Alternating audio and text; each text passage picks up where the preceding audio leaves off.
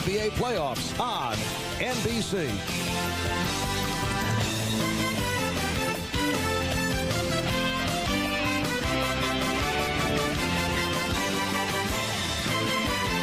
Christian Javier brings it. There it goes. Swanson touches one off. 5-0 Atlanta here in the fifth.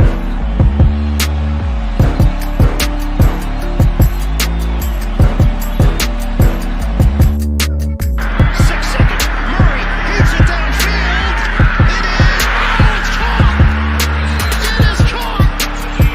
DeAndre Hopkins. Chicago with the lead. Timeout, Utah. Ladies and gentlemen, welcome to another episode of the Louis Sports Network. It is your boy getting ready for some basketball on this Wednesday.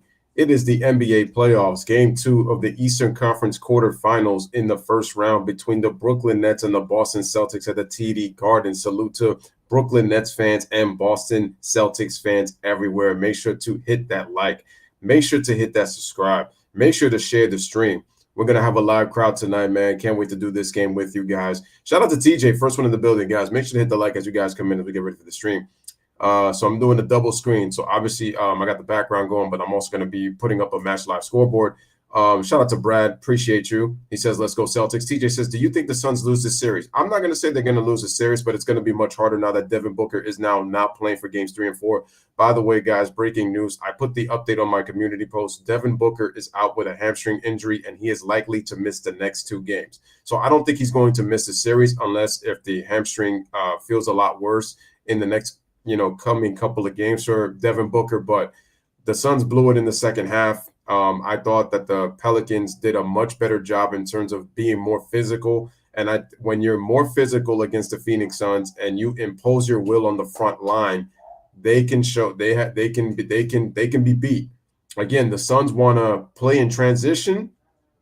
Chris Paul obviously is a half-court player, but the Suns like to get out and run. So the fact that the Pelicans were more physical, the Pelicans actually made more threes. Valanciunas had more of an impact in game 2 than he did in game 1. And Brandon Ingram had a near triple-double, y'all. 37 points, 11 rebounds, 9 assists. And also, C.J. McCollum played much better too. That's another thing to point out. He didn't play well in game 1, but he did much better in game 2. So that was big. And the thing was, Devin Booker was cooking. 31 points in 25 minutes. I think he had all 31 in the first half. He didn't play the entire second half. And so the Suns lost by 9 points. What is it, 123, 114? Devin Booker plays in the second half. You have a pretty good chance that the Suns are going up 2-0 in the series. But not having him hurts, and it's showing you that now Devin Booker is now showing its impact. The Suns have a better net rating when he's on the court than compared to when he's off. Shout out to Brandon. Appreciate you. Shout out to your Miami Heat. Jimmy Butler, career high 45 points, career playoff high 45 points, and your Heat are now up 2-0 on the Hawks. We got Philly against Toronto tonight, game 2. I expect a better game from the Raptors in game 2 than game 1. Milwaukee against Chicago in Milwaukee. Milwaukee looking up to go 2-0. Philly's looking up to go 2-0 in their series. So make sure to hit the like. Make sure to hit that subscribe. We're going to play some of the audio, getting ready. So the way that the funny thing about the Nets-Celtics game, when I look at Sunday's game, that was a game that could have gone either way if you look at how the game ended up. Like, that's the way I see it. Because people say, well, Kevin Durant, he didn't play well in game 1, so they could have won that game. Shout out to Brad, who also says, let's go Mets. That's right. The Mets are looking to go 10-3 on the season. Did the Dodgers win last night, or did they lose? Because if they lose, that would make the Mets would have the best record in baseball if the Dodgers lost last night. If not, then the Dodgers still have the best record just by percentage points. Because the Mets came in, I believe, with the Dodgers were 8-2, but the Mets were 9-3. They swept the doubleheader against the Giants yesterday. I did the second game. Francisco Lindor won the first game, and Max Scherzer was amazing in the second game. But definitely let me know in the comment section. So yeah, I can't wait to get this game started. People think that the Boston Celtics are going to win this series, and it's like, I don't even know. I heard that Ben Simmons is actually going to possibly play in game 4. He's looking at game 4 as a target. And so if Ben Simmons does not come for game 4, you can most likely might pencil in that this series possibly might end, because let's face it, Steve Nash is not a great coach. He doesn't make adjustments. He's not a great head coach. He looks lost when he's not only putting in his rotations, but what sets are they really running? So I really don't know. Brad says, I watched your stream yesterday with Max pitching. Awesome. Appreciate that. Like I said, Max was unbelievable. And this is what the Mets got him for. They got him for that reason. They got him for the ability to be able to not only eat innings, but you need him as a postseason pitcher. You know he's going to be big. You know he's going to be big. And this game is going to be on TNT, y'all. Nationally televised game. Let me raise that up. Who y'all got? Celtics? Bucks given 10. And I got the Bucks going up 2-0. I love the Celtics tonight. That was I got Boston going up 2-0 tonight. Yeah. 93-86 was that. What that? 17 out of 18. The Bucks have beaten the Bulls. Smash the like button, hit that subscribe button. Oh, the Dodgers won? Okay, so they still have the best record. In the opener. But just by a half game. And one of those rare times when Ryan's going with the Nets tonight. I'm going with Boston. 20 in a game. Happened 4 times in the regular season. The way I see it is, to me, I think the series might go like this. Boston wins the first 2. The Nets win the next 3. Boston wins the last 2. That's how I see it. The 3-point shooting for a guy like you, 3D. I actually did pick the Nets to win this. I picked the Nets to win the series, and I'm still going to stick with the Nets, but the way I'm seeing it, I can see the Celtics winning in that fashion. They win the first 2. The Nets win the next 3. Boston win the last 2. You tell me what to look for in game 2. Well, Ernie, you hit it right on the head. Both teams complained about having 7-8 days off and having a little rust. But as for the Bucks, they want to get back to. So that is Dennis Scott talking. That's 3D, which is moving the ball from one side of the floor to the other and make the Bulls' defense work. And to your point, smash the like button, hit that subscribe. They've been making all season long. So Ryan's got the Nets tonight. Talking with DeMar DeRozan and Zach LaVine, Shaq, and Charles and Kenny, you'll love this. No excuses were made. They felt they missed just wide open shots they normally make throughout the season. Ernie, like you mentioned, here's the thing, though. You guys never had 2 games or the same game under 20 points.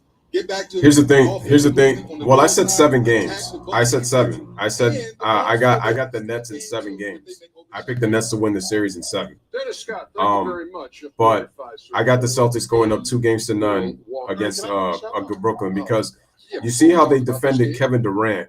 They're going to defend Kyrie like that, and they're going to let Kevin Durant go off. Until the Nets actually play a system, until the Nets actually play defense, until Steve Nash puts the right rotation on the basketball court, I do not see the Brooklyn Nets winning the series if Steve Nash doesn't make those adjustments, despite the fact that I have the Nets winning in 7 games.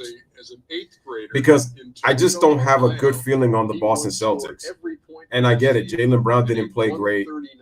Are you serious? He's going every point. So even if he didn't play great, I just don't have this gut feeling. It's like, can the Boston Celtics really put the hamper on the Nets? Because to me, in order for them to finish the Brooklyn Nets off, they have to go up 3-0, in my opinion. I don't trust them with a 2-1 lead. Even if they're up 2-0, I still don't think the series is over. We still got the Ben Simmons factor to play, even though they're like, oh, he's not going to make that much of a difference. He hasn't played conditioning. They're making it seem like if Ben Simmons' job is to score. Actually, I made a mistake. The Pelicans actually won by 11 against Phoenix, 125-114. That was my mistake. Memphis blew out the Minnesota Timberwolves, y'all, by 28 points, 124-96. It was a clinic. It was a clinic. They really believe that. So when is that true? Like that, Simmons, I heard, is targeting for Game 4. Robert Williams, is that true that he's possibly going to play? Both teams had rush. They had a lot of he would give them such a huge presence in the lane, in the paint, and the thing is also, when we forget about the Brooklyn Nets, not only did Kevin Durant struggle, Patty Mills only played 12 minutes, and Seth Curry didn't play well. You can't depend on Joe Harris, because Joe Harris he chokes in big playoff games. Like, his shot just disappears. He's a regular season 3-point shooter. Like, they were hyping him up, but I'm sorry, but he doesn't show up in big games. So I like Milwaukee big tonight. I thought they got off to a good start last game, but they weren't able to sustain it. I think they'll be really aggressive tonight. I think Giannis going to come out and set the tone like he always does. But, Milwaukee is just a better team. And I just think tonight they're going to make a statement. That's just my personal opinion. I think it's going to be yeah. I'm sorry. The Bulls, they just don't stand a chance. Brandon says, I don't know. To me, as if the Celtics are not deep enough, it's like, what would happen if Jason Tatum, Jaylen Brown, and Marcus Smart are out of the equation? But that's my thing, that I'm not sure about Boston. I'm really not sure. Caruso had not been playing. They came back in the lineup. Because that's kind of my concern with Boston. Because the thing is, yeah, they won on a Tatum buzzer beater, but it's like Jaylen Brown didn't play great, and it's like they play best when Brown and Tatum are clicking at the same time. You can't, and the thing is also Al Horford played really well, Marcus Smart played really well, but are you going to be able to depend on that for 7 games? People are saying, yeah, defense, but there's a lot of ifs on both sides. That's why I feel like that this series could go 7 games, because there's a lot of what ifs. There's a lot of what ifs in this. This is one of the most confusing series that I've ever probably, when you dissect this series in terms of both sides, it's just very, very, very crazy. You just don't know what to expect. You really don't. Because you could easily say the Celtics will beat the Nets because the Nets, they don't play defense. Nash doesn't make adjustments. And I feel like the Boston's defense will be too much for the Nets.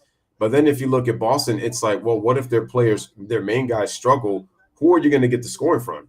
Is Al Horford going to give you that same production he did in game 1 the entire series? You can't. I don't really know about that consistency. And it's the same thing with with the other players. Marcus Smart is not known as a scorer. He made his bread and butter with defense. And Marcus Smart is not really a 3-point shooter per se.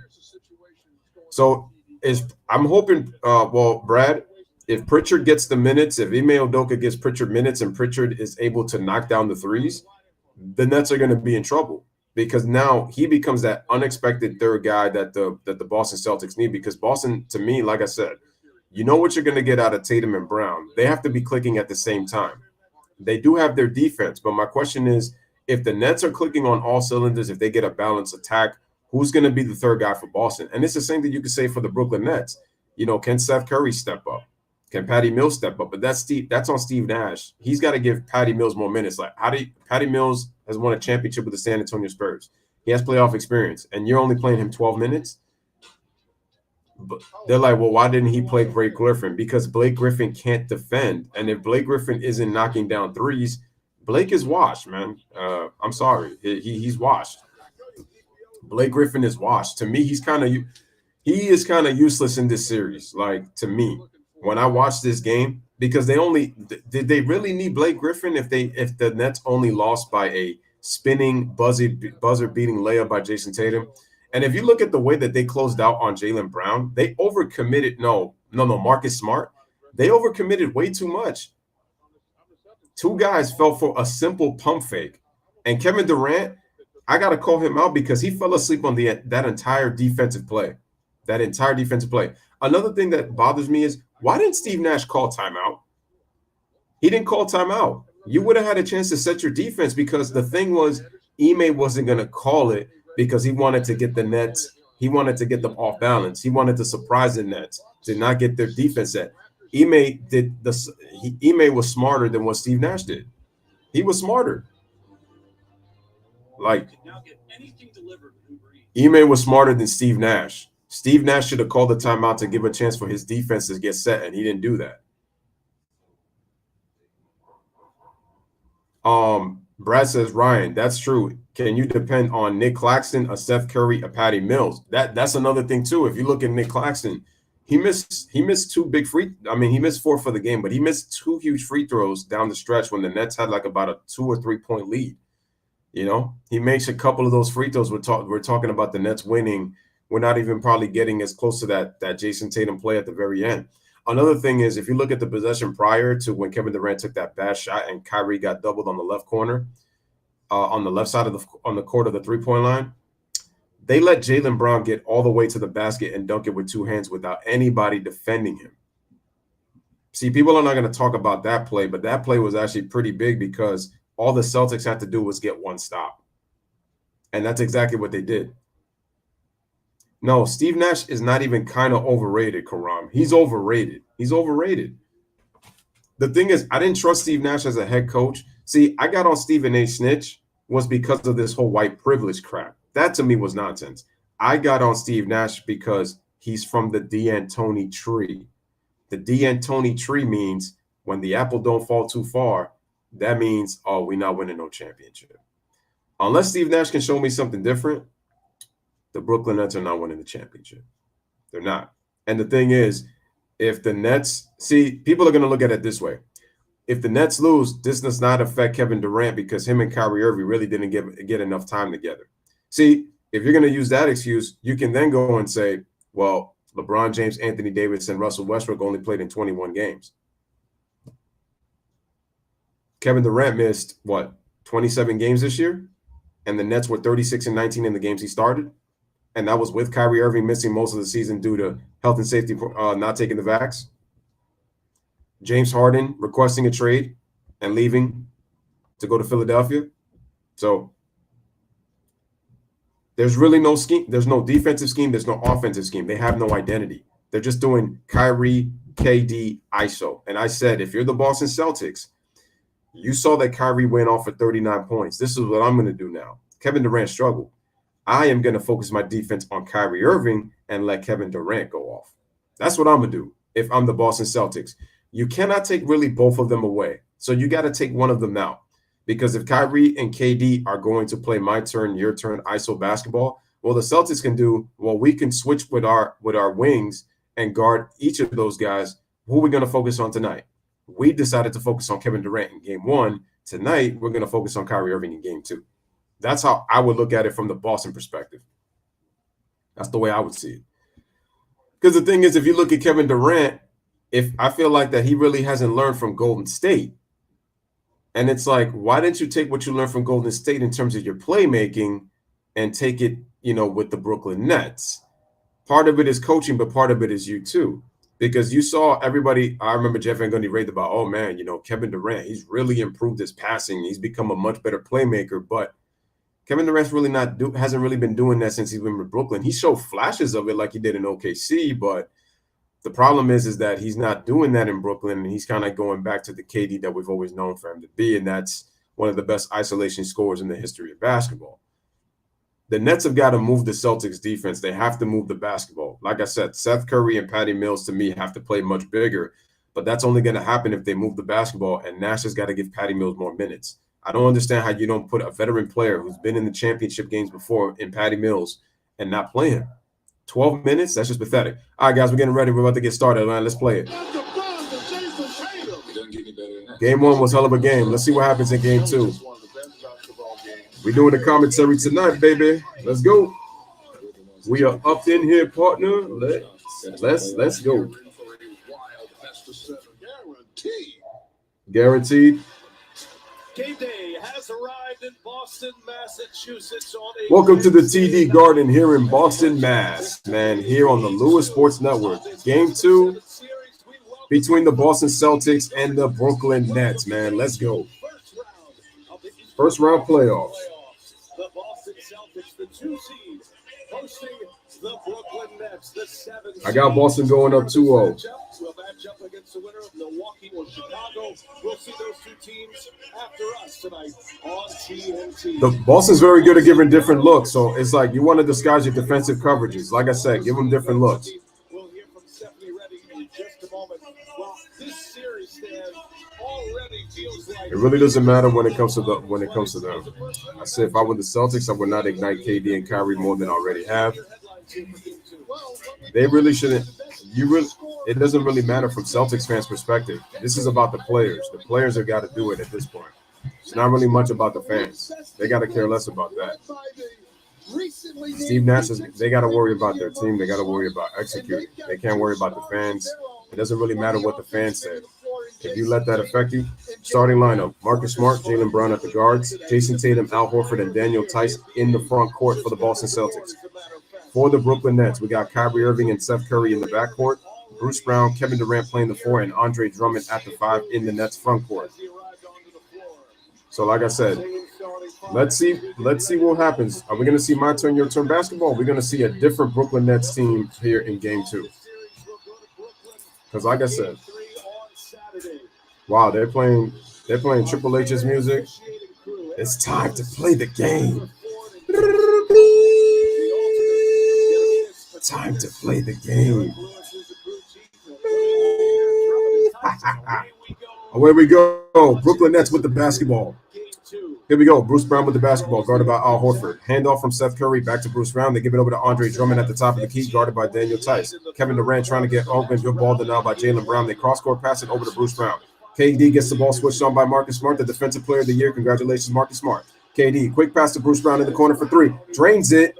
What I tell y'all, Brooklyn takes a 3-0 lead. Smash a like, hit that subscribe. Coach, the Nets had that 5-point lead with 4.5 minutes left. They had Boston right where they wanted them on the road. But Boston with Horford, here's to the Tice. By Jason Tice, over to Jaylen Brown. Jaylen loses the ball. Good aggressive defense. Seth Curry, and forces the turnover. And the turnover is off of Jaylen Brown. And Brooklyn gets the basketball. Game 2, and Ime Udoka didn't go for the timeout. Shout out to Alistair 49. Let's go. Boston is not really stealing another game. That was great defense by Jason Tatum in the corner, but the ball goes out of bounds off of him. Brooklyn Nets basketball. They ran a late double team at Kyrie Irving, took Brooklyn out of their rhythm, and they ended up with a desperation shot.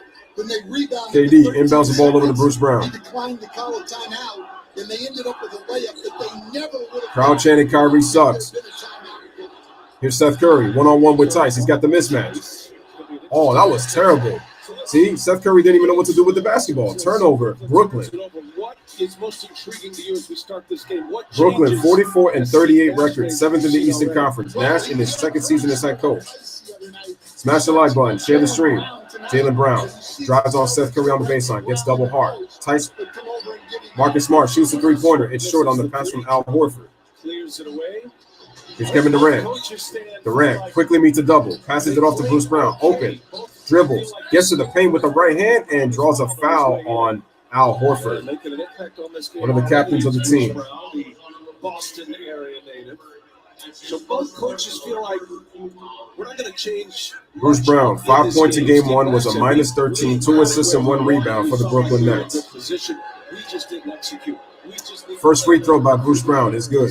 I think Ime Udoka felt like there were opportunities and windows for improvement. So by no means did either coach feel like they played their best game in game 1 Sunday. No, not at all. It's Steve Nash. Like I said, this is why I said you can go either way, because neither team really played their best game in game 1. And Bruce Brown knocks down both free throws, and we have ourselves a 5-0 lead. Bruce Brown on his personal 5-0 run. Execute the game plan. They had some Nets guard have to attack the Celtics front line more in this game. and things like that. Well, in order to do that, they got to attack their guards. Neither team can. They have to attack the Celtics guard. Entry pass to Jaylen Brown. Triple teamed in the paint. Good defense, and they smother him. And Nets already showing better interior defense than they did in game 1. Kevin Durant with the basketball. Durant with the defense. Crosses over. Durant, bounce pass. Brown gets it to Kyrie. Kyrie, Boston. Brooklyn with better movement. Good double team by Kyrie. Kyrie looking, passes it off to Seth Curry. Curry passes it to Brown. Shoots a jump shot. Knocks it down. Bruce Brown on a personal 7-0 run. And Brooklyn is up by a touchdown. They lead 7-0. Marcus Smart with the ball. Marcus Smart gets into the paint. Excellent defense by Brooklyn. Boston sloppy with the basketball. Bounce pass. Kevin Durant loses the ball. Loses it. Gets it back. Takes a turnaround jumper. He can't hit. Bruce Brown, offensive rebound. Hands it off to Kevin Durant. Bounce pass to Brown. Brown goes to the paint. He scores. And Bruce Brown with a personal 9-0 run. And we got a timeout by Ime Udoka with 9:27 remaining here in the first quarter. What can Brown do for you? 9-0 all Brown. Give you a pack of 9 right now as we take a commercial break, and the Brooklyn Nets as a Main Street take a 9-0 lead. So right now, I mean, if you're kind of Boston, you're looking at yourself and like, okay, Bruce Brown has scored 9 points. But if you look at Brooklyn's, so far, Brooklyn has shown better spacing, and I think Boston's rotations have been late so far from what I'm looking at right now in this game. So Boston's going to have to spread their defense a little bit. I think what they're going to have to do is they shouldn't hard trap them so much, because I really feel like if Bruce Brown is getting all these points, yeah, you could kind of trade it off. But eventually, that means if Bruce Brown is going to go off, that, could be a problem. Shout out to Weiss in the building. Appreciate you. But I think that the Nets, to me, their interior defense is a lot better. More active hands on the perimeter and in the post, in the paint. So much more active hands. Like I said, guys, hit the likes, share the stream. Shout out to Weiss. As Ticket would say, doo-doo Brown, doo-doo Brown, doo-doo Brown. The same Bobby Brown is doo-doo Brown. So, all right, so doo-doo Brown, he said, what you about to do, that doo-doo Brown, that doo-doo Brown. So that doo-doo Brown got 9 points. Personal 9-0 run right now. Personal 9-0 run. Nets up by a touchdown and a safety. Facts. So like I said, Boston, I think right now, again, so the Nets have made sort of an adjustment right now. I think they've done a better job of spacing the floor. Now we're going to see what the Celtics do in terms of what adjustment are they going to make once they come out of the timeout. So I think what Boston's going to have to do is they're going to have to make some adjustments offensively. Defensively, they're going to be fine, I think. Offensively, though, they have to make some adjustments right now because clearly the Nets have been aggressive. They haven't really been fouling, and they forced some turnovers. The Celtics, I believe, already have 3 turnovers. Shout out to Kobe fan in the building. Appreciate you.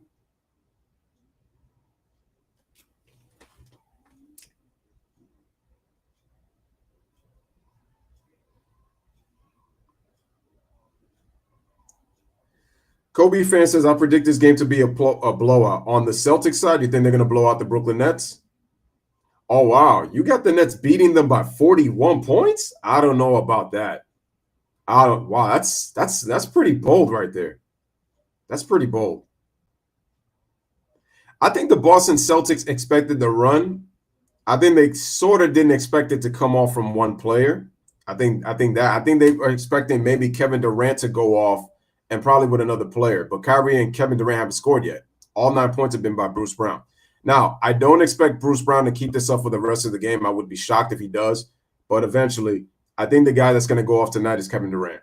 And like I said, because they're not going to they're going to put more emphasis on Kyrie Irving tonight. And that's why I think that Kevin Durant's going to get open. But the key thing is going to have to be the spacing. All right, guys, back to live action. Game. Tonight's question, which duo will score more points? Durant and Kyrie, Tatum and Brown. I'm going with Durant and Kyrie. Durant and Kyrie? I'm going with Tatum and Brown. Good call, and we're all looking forward to seeing how this goes. The first 3 letters in Tatum's last name, you can make Tater Tot. To start this game, T-A-T-Tot. Just 5 points. All right, here we go. Had a couple of assists in 37 minutes. Jaylen Brown brings it up. Guarded by Seth Curry. And we got a tripping foul. We got a tripping foul on Seth Curry. But the question is, did he trip him? I don't know. He was ready to get hot. I mean, he was hot right now. Away from the play. Jaylen just tripped. Yeah, Jaylen just tripped. There was no foul. Yeah, but the foul was called away from the ball. Drummond just busted through the screen. Oh, I see. Jaylen Brown gives it off to Daniel Theis. Hand off to Jason Tatum. He gets double. Theis, pump fake, shoots a jumper, knocks it down. Boston scores. I think this game might come down to star play because I think the role players are going to get going early. The other night, Brooklyn blitzed Tatum. Tatum makes the play, and Theis knocked it. Durant wet the bed. He was awful in game 1. Awful. Kyrie bumps, takes it on the fade, can't hit. And we got a foul in the paint. Man, Drummond got fouled hard by Theis. Drummond hit the deck. Well, Drummond, the great offensive rebounder. Also, the Celtics were allowed to be more physical with Kevin Durant on Sunday. 8:49 remaining in the first quarter. Nets lead line 2. Kyrie inbounds it over to Drummond. On the road, and they're all 2 right now. Durant. They give it off to KD. KD gets the pick. KD shoots it. Drains it. Durant hits his first shot. As Durant knocks down a jumper. 11-2. Brooklyn. Brooklyn up by 9. Tatum goes. Tatum. Beautiful sidestep, but he gets blocked again. Yeah, the spacing is the key. That's the key. The spacing is going to be the key. That's why the Nets are playing better. If you look at the way the guys are spread out, they're spread out, which is why they're doing so well like right now so far. That's the key. Darn, man. I always hate when this thing buffers, man. I don't need this right now.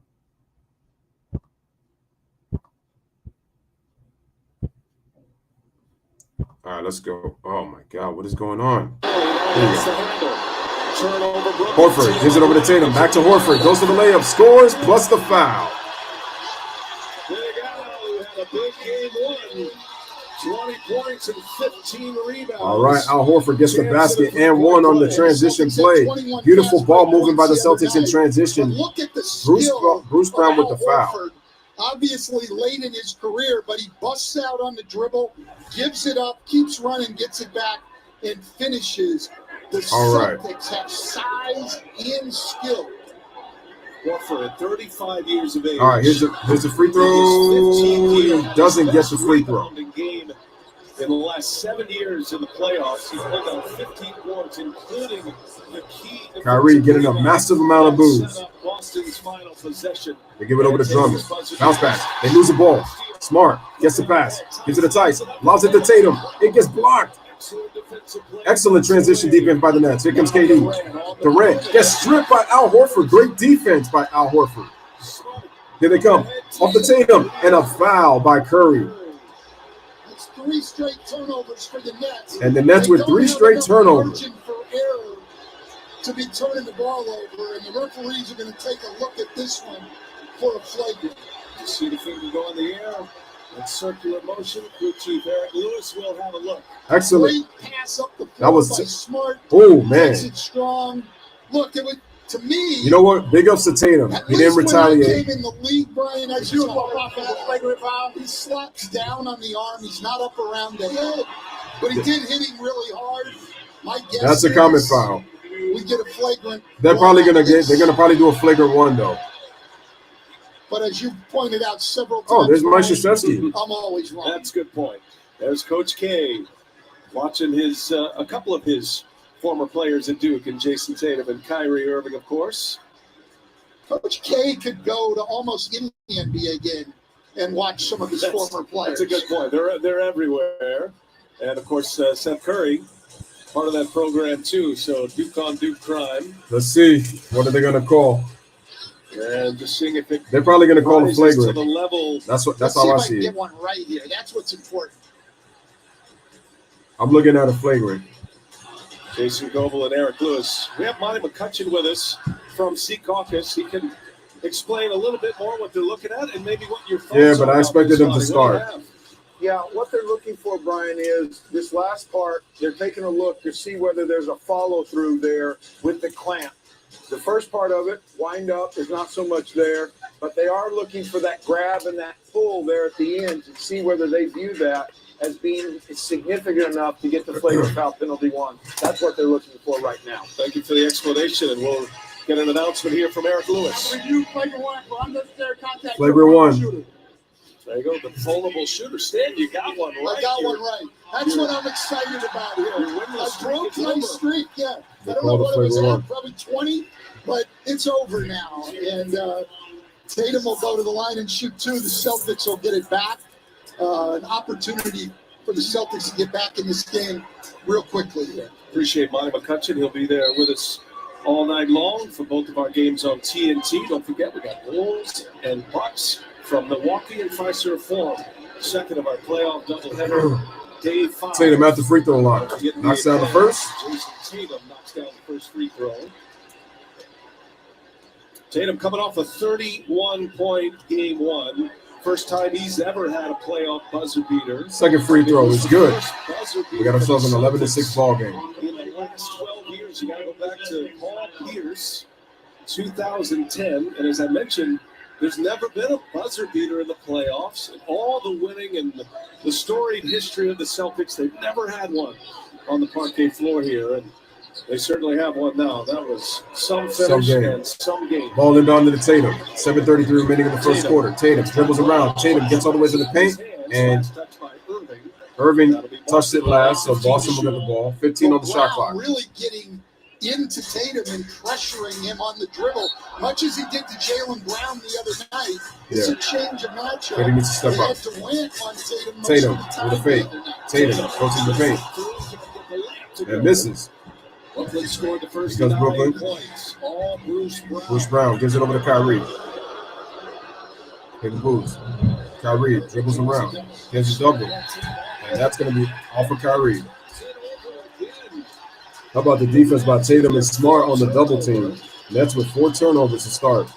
Smart quickly down the floor. Brown Oh, great defense by KD. Play by Durant. Another turnover by Boston.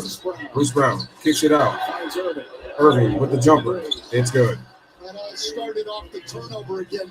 For both these teams, they need to cut the turnovers. Yeah, both teams gotten a lot better in that area, but when he gets off the floor trying to pass, that's when he turns the Marcus ball Smart. over. Beautiful jump inside the Tice in the paint. Terrible defense by KD. He dunks the basketball. 13-8, Brooklyn. Durant, bounce pass. Pass. Brown, open for three. Drills it. Bang, bang. Bang. Bruce Brown with 12 early points. 4 for 4. Here's Horford. Gives it over to Jaylen Brown. Bruce Brown shot 47% in the second half of the year. Tatum, sidestep three. Can't hit. And the rebounds off to Kevin Durant. Durant kicks it out. Kyrie gives it to KD. KD, bounce pass. And Durant got fouled by Tatum.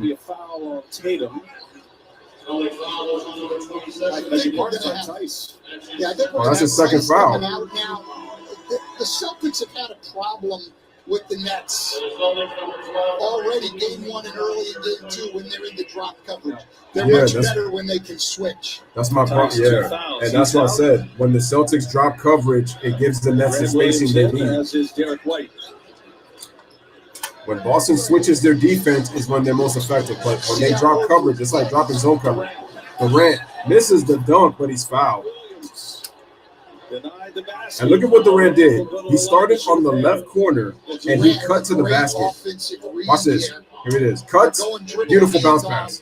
But Smart plays up, trying to beat him to the spot, loses vision, and gets back cut. Kevin Durant knocks down the free throw. That play that Kevin Durant just did, that was Golden State KD right there. Be loud, be the difference. That's the way we see it. You can secure your seats at NBAtickets.com. And the toughest ticket in town. See, there's no need to dump. See, there was no need to drop in zone coverage like that and guard Drummond. And Kevin Durant was decoyed, cut to the basket. 2 free throws. Brooklyn leads 18-8. Terrific. And we got a foul. Edwards. We got a foul on Edwards. For the first time, it commits the foul. Is that Mason? Edwards with the foul. Minutes here. Steve Nash, essentially about a 9-man rotation stand. Patty Mills has got to play more, in my opinion, though. 8.5. 4 minutes. Jaylen Brown with the ball. Gives it over to Marcus Smart. Guarded by Kyrie Irving. What's he going to do? Marcus drives. Kicks out to Horford. Horford pulls up for the jump shot. Knocks it down on the baseline. 18-10, Brooklyn. G-Money and Ryan killing the comment section. That's what's up. KD doesn't dunk anymore. No, he still does. He just missed that dunk. Durant kicks it out to Curry. Nice fake. Sets his feet. Shoots the three. Drains it. Seth Curry, if he gets going, Brooklyn is going to be dangerous. And Boston's going to be in trouble. We're seeing the Celtics double. Derek White gives it over to Jaylen Brown. Jason Tatum sits. They give it over to White in the corner for 3. He can't hit. Rebounds off to Kevin Durant. Durant off the dribble. Splits the defense. Goes up. Oh, almost made that one. Wow, Kevin Durant looked like he almost pulled his groin on that split, trying to split the trap. Marcus Smart will pick up the foul. So Smart will pick it up. KD will go to the line to shoot 2. Most searched, presented by Google. And right now, Bruce Brown is on that list. Durant's got 4. Massachusetts native. On the start, 12 points for him in his first 6 minutes. Kevin Durant at the free throw line. Drains it. We've seen a little of that with Bruce Brown. We saw him have the outstanding game in the play-in where they needed to win 18 points. All right, Brooklyn leads 22-10. Now Brown just 5 points in game 1. Here's KD. Free throw is good. Brooklyn leads 23-10. Strong argument that Bruce Brown is the next 3rd most important player right now. Brooklyn up 13. His game is really elevated. Derek White with the ball. Brooklyn leads it by 13. Give it over to Jaylen Brown. Jaylen Brown crosses, gets into the paint. He scores. Nice strong move by Brown, attacking the Nets defense. Jaylen Brown got Kyrie Irving on him and just attacked immediately to the basket. Booing the hell out of Kyrie. Kyrie, jump stop. Has to give it up to KD. Dribbles, gives it over to Curry, fakes a three, gives it over to Mason Edwards. Edwards then gives it to Durant. Durant loses it, and that's going to be another turnover by the Brooklyn Nets. Turnover number 5. Jaylen Brown right to the rim, really strong. Strong move, strong finish by Jaylen Brown. 5 turnovers for the Nets, 4 for Boston. Both teams been sloppy. Really getting into the ball and applying some pressure.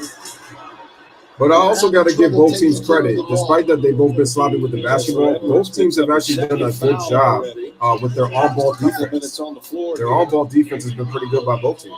Jaylen Brown, even though the Nets are up 11. But that's because game for Brown in game 1. Your boy Doodle Brown has been going off. 9 of 19 from the field, just 1 of 4 from 3. Misses the free throw against Jaylen Brown. Over-under contest is back. Put your takes to the test while you watch tonight's game. Just head to FanDuel.com/over-under. Make your picks. Compete for a share of $5,000. We have a 23-12 basketball game right now. Jaylen Brown. Free throw is good. Made 2 huge plays late, though, Brian. He did. Had the drive to cut it to 1, and then he started the sequence that led to the winning basket. Kyrie Irving getting the booze. Baseline, making the pass out to Smart, and then it was Kyrie Irving gets a screen. for the game winner. Kyrie gets it from Classic. Kyrie shoots. That's a bad shot by Kyrie. Misses. Jaylen Brown puts the ball, dribble. Bounces it over to Horford on the block. Horford, beautiful pass to White, and we got a foul by Patty Mills. His first minutes on the floor. Patty Mills got beat back door. They just can't afford to give these up. Both teams. That's the problem. Both teams with their back doors. Tatum and Jaylen Brown are going to be tough to contain. Kyrie Irving, Kevin Durant, tough to contain. You can't give up easy baskets to the other guys. That's a cut for a layup. Facts. That's a breakdown that Brooklyn can't afford. Derek White knocks down the first free throw. These teams improving their roster at the trade deadline. White, one of those players, acquired February 10th from the Spurs. And Boston, who had the great run at the end of the year, 21-6 with White in green. Boston from January 1st. And misses the free throw. One of the elite teams in the NBA. Both sides of the ball.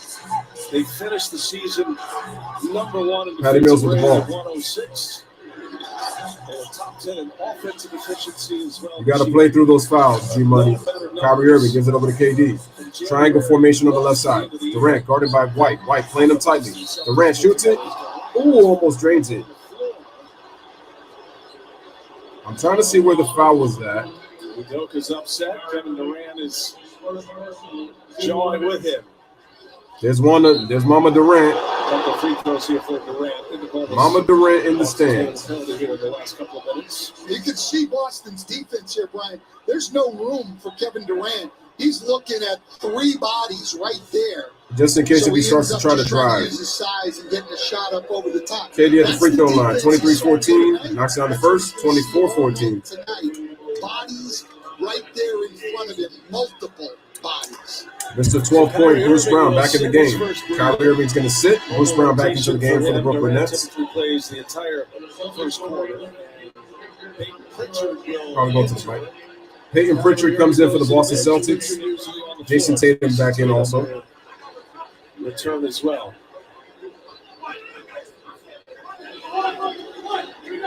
KD already his 5th and 6th free throw attempts. Brooklyn really stepped up their defensive pressure in the fourth quarter in game 1. Here's KD. Knocks down the second free throw. KD 8 points.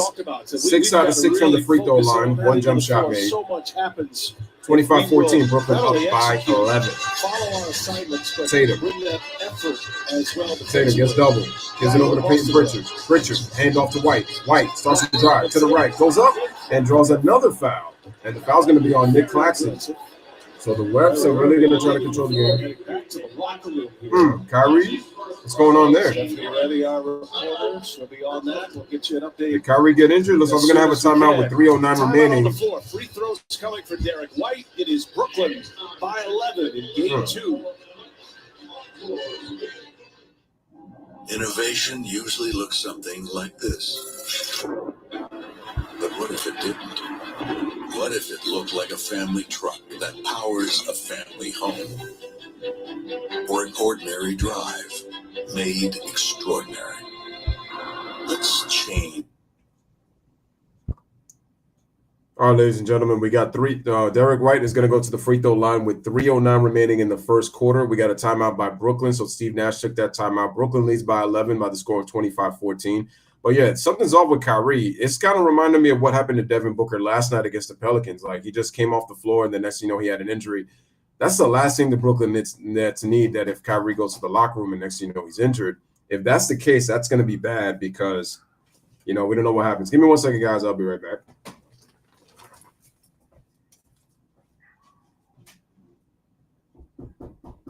Yes?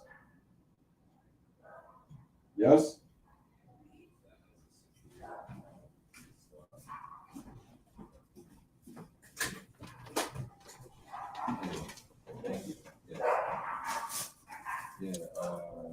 Yeah, man. So let me get back to the comment section. Before we get back to live action, it's a huge loss for the Suns, but I guess they'll get a split in New Orleans. What do you think it'd be? Yeah, I put the community post. It was weird seeing him come off the floor. I didn't know that he was experiencing some hamstring tightness. That's what I heard. And it was on his push-off leg, which is where he likes to explode when he drives left. And I'm talking about Devin Booker. That's on his left. So it's a left hamstring problem. I think they're going to get a split. I think they'll be okay. I think New Orleans is going to they're going to come back and win game 3, I think. And then the Phoenix Suns are going to tie the series and win game 4. Or it'll be the other way around, vice versa. Whichever one happens, I think that's what's going to happen for sure. That's what I think. The thing is, though, like I said, they have a better net rating when Devin Booker is playing. Like, that just shows you how much improvement he's made. People were like, Devin Booker is a talented loser. Basically, like, he scores, but they don't really have impact. And what I was trying to tell people is that Devin Booker was starting to show a winning mentality when Monty Brown became the head coach. And then when the bubble happened, the Suns went 8-0. You saw a different Devin Booker. And I was like, if he can bring that into next year, I said, the Suns are really going to start to become a playoff. They're going to start winning games in the playoffs and become a playoff team. Chris Paul comes in. They bring in Torrey Craig. And then, obviously, the Suns did more than that. They did even better. They had the second best record in the West, and they made a finals run. And this year they had the best record in the league, franchise record, 64 wins. And so, but now with him injured, it's resting on that.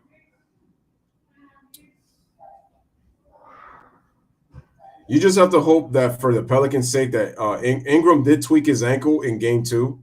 He was able to play through it and had a damn near triple-double. He went off 37 points. CJ McCollum had a bounce-back game after struggling in game 1. Looks like Kyrie is back on the floor, so that's great news. You better watch, probably indicating that very thing. Kyrie Irving going to the back now. We all know that he has fasted in the past. He has said publicly he wants to keep things private about his Ramadan. This is the Ramadan fasting. Okay, that makes sense. If he is fasting, he had to wait till sunset before he could intake any food or liquid. And as we just told you, sunset just passed. I spoke with an athlete who has played during Ramadan. White, and that's on the free throw. He told me that when he played games and the sunset happened during the game, he would, in fact, go and get something to eat immediately. Something small and light, high in sugar, normally fruits like grapes or oranges to give him a quick injection of energy. Knocks down both free throws. It's been 13 hours and 36 minutes since sunrise and sunset. If he is fasting that entire time, no food, no liquid, and that includes water. That's great reporting there, Steph. All right, so that was that. Kyrie's good. On the floor now, all right, Durant gives it over to Claxton. Damn. Kyrie looked like he about to make a fruit bowl on the bench. First round with the ball.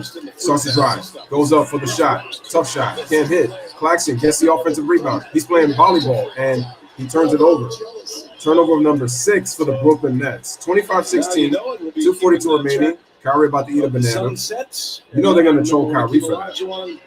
Observing Ramadan, and that was always the story. You get the playoffs. And Derek White with the ball. They give it over to Jason Tatum. For Kyrie Irving. All right, miss, and the rebound is off to Bruce Brown. All over the place in this first quarter. Bruce Brown remaining in the first. Gives it off to Kevin Durant, playing off ball. Durant, tough shot, and he knocks it down. But what's the key? The free throw. That's the second time we've seen Durant on a back cut. Durant, 10 points. Getting up and denying him. Tatum on the spin, goes up, and loses the ball. Nick Claxton with the block. Claxton, Andre Drummond. Those are the decisions that Steve Celtics Nash having a hard makes time at scoring in the paint. position. You'll see Kevin Durant Good in job, that spot as well at times when they go super small. Nice bounce pass inside the Grant Williams. He's going to draw the foul. Who's the foul going to be on?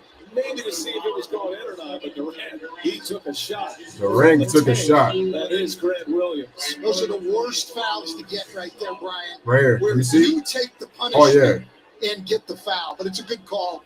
He's jumping toward Grant Williams. He takes a big hit. Grant Williams, yeah, right there. Both teams probably could That was a cut really, their fouls. really hard hit Intensity to the levels stomach up. right there. Everybody wants to be physical, but you don't want to be sending the teams to the line. We've seen this in a lot of the playoff games this year. A lot of first quarter free throws, emotions and intensity are high. Make sure to hit the like button. Now 19 Grant Williams makes both free throws. There have been 19 foul shots by both teams combined. Tice on the bench with 2 fouls. Nets have made all of theirs. Celtics got to the line 3 more times. 27-18, 2 minutes remaining, 2 minutes. Here's Dragic, who just checked in. Gives it over to Bruce Brown. Hand off to Patty Mills. All on curls. Give it to Kevin Durant. One-on-one. Kicks it out. Mills starts to dribble. Takes a tough shot. Ooh, and gets the rope. Gets the front. Rattles in. Patty Mills, first action. 29-18. Brooklyn up by 11. Great play by Durant. Didn't force the issue. He catches it up top. He sees bodies right next to him on each side. You give it to Al Horford. What's Horford going to do?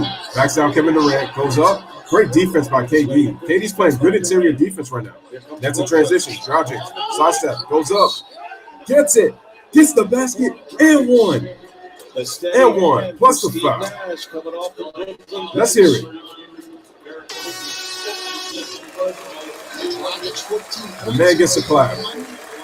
Beautiful move by Dragic inside and one. Brooklyn up 13. Dragic trying to go for the three-point play. And makes the free throws. The final 5 games of the regular Brooklyn up season 14. Health and safety protocols. He did return for the play-in game. Derek White with the basketball. 14-point lead for the Nets. Al Horford gives it off to Peyton Pritchard. Open for 3. Can't hit. And damn, we got our second buffer of the quarter with 1:11 remaining here in the first. So I'm going to try to reload this. Nets are up 32-18 right now.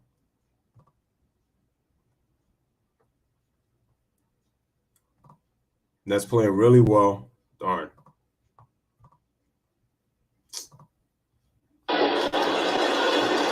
All right, under a minute remaining. Here's Derek White. 45 seconds remaining. Bounces to Tatum. Tatum gets double. Tatum kicks it out. They swing it. Good extra pass. Williams hits the corner 3. 32-21. Well, they've got to be happy with that because over the last 18 Dragic games, including the allows it to Claxton, and he gets fouled. shoot 25% from 3. Look at this ball movement here. Good ball movement by the Celtics. 3 passes to a corner 3. Very good by the Coach Derek Celtics. White just picked up his 3rd foul. White's already got 3. That's going to hurt. And he's key because he was getting to the free throw line. So you're not going to see him for a bit. But Derek White with 3 fouls now. Here's the free throw. Claxton makes the first calmly. So Claxton will sit. Marcus Smart returns with 31 and change remaining. Might we see more hack-a-clacks at some point in this game? Boston did it once, put him on the line. Again, they want to prevent dunks and lobs. Here's Claxton. Misses the second. And he's 1 out of 2 from the line. Claxton's just a 58% free throw shooter. Here's Tatum. They give it to Williams. Open for 3. Drains it. Back to back. Big threes to cut it to 9. Nets' biggest lead has been 14. Shot clock is off. Durant with Tatum. Durant with the ball. Durant dribbles left. Durant kicks it out. Dragic, pass to Brown, fakes it, starts to drive the middle, gets blocked by Williams to end the quarter. Excellent Boston defense to end that possession. And scoring the last 8 points for the Celtics, Grant Williams. Excellent play. 2 free throws, 2 threes. Brooklyn controlling this first quarter. 33-24. The Nets by 9. We're underway here in game number 2. Hey, remember how intense I was when I was in the league? Sure. All right, ladies and gentlemen, so we got a 33-24 Brooklyn Nets lead. They led by as many as 14 in the first quarter. Boom! That's what I'm talking about. Big ticket hit, big parlays. Whose house is it? Whose house is it? Smash the like, hit that subscribe button if you're new to the channel. We got the Brooklyn Nets against the Boston Celtics in the parquet at the TD Garden. So a really close game. KD is getting clamped. Yeah, he kind of is, but he's got 10 first quarter points. That's the crazy part about it. So he's hit 2 shots. He's getting 6. He's made 6 free throws. Also, Jokic needs to body the Warriors in the paint. He's 9 for 28 when guarded by Draymond Green. The thing is with Jokic is another player who doesn't really like physical play. And I've realized that. That's why he's getting punked by the Warriors right now. And the fact that he's 9 for 28 against Draymond Green, he's got to be a little more ferocious, and he's going to have to take the series over. I know he's missing two good players on his roster, but Mike Malone's got a tough angle on his hands if if he doesn't figure something out. And Jokic has got to be more aggressive from the start. He's got to own this. All you have to do, G-Money, is to frustrate Jokic, and he will fold. And it's true. Jokic, like I said, he doesn't deal with physicality real well. That's why I said some people have said, great players will adapt, obviously. It's not saying that they can't, but I'm just saying, like, again, if you're complaining about the physicality now, if teams are allowed to be physical, like in the postseason, like, what's it going to be like if you're playing in the early 2010s? If you're playing in the 2000s when it was probably the most defensive, and then you look at the physicality of the 90s. So when you combine all those three, Jokic, as great as he is, and he can stretch the floor, it's kind of like you don't want to, smaller guys takes advantage, but against guys who are going to be physical right back to him, yeah, it's going to be frustrating. True, and I will piggyback and say Joker does too many stupid stuff that leads to some silly fouls and getting teed up. Yeah. Jokic is the center version of Dirk Nowitzki. You know what? That's not a bad comparison. That's not a bad comparison at all. That's actually not a bad comparison. I actually would agree with that. I would. That's actually not a bad comparison at all. All right, guys. Nets Celtics back second quarter.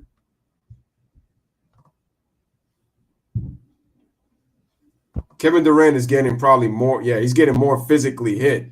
And like I said, that's the key to slowing Kevin Durant down. You have to be physical with him on your defense. Not just with your trapping, but you have to be physical. The physicality is going to wear Kevin Durant down. It's going to wear him down.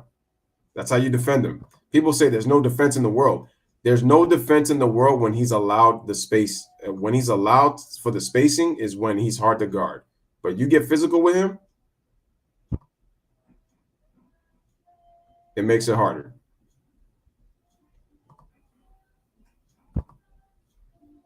So they're talking to head coach Steve Nash as the beautiful, voluptuous, sexy, and talented Stephanie Reddy.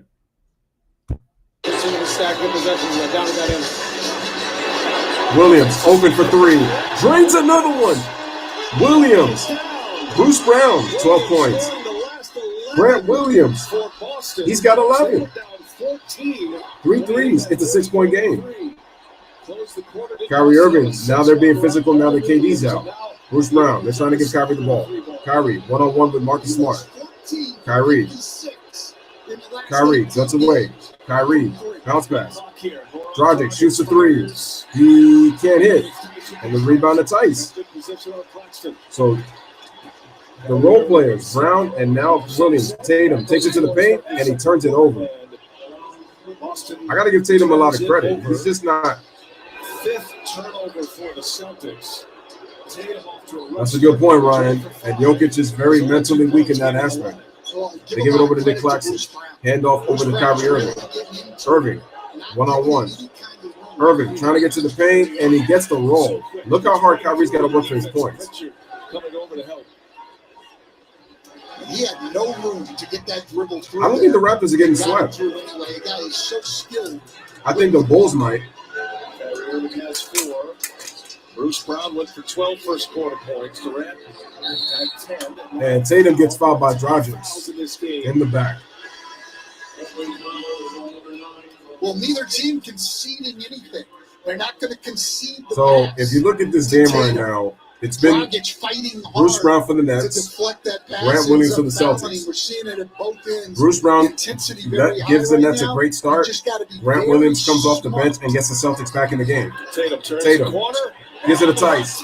And wow, I'm surprised they didn't get a foul call. 35-29, 6-point game. Brooklyn up by 6. Early second quarter, 35-29. In the first game. Kyrie Irving with the ball. Kyrie loses the ball off his foot, and that's another turnover. Oh, no, it was deflected. Oh, there's Gary Payton. GP. It is GP. It's our home court. Let's take care of business. Strong, baby. This is it right here. Yeah. We got to get a big photo. Come on there now.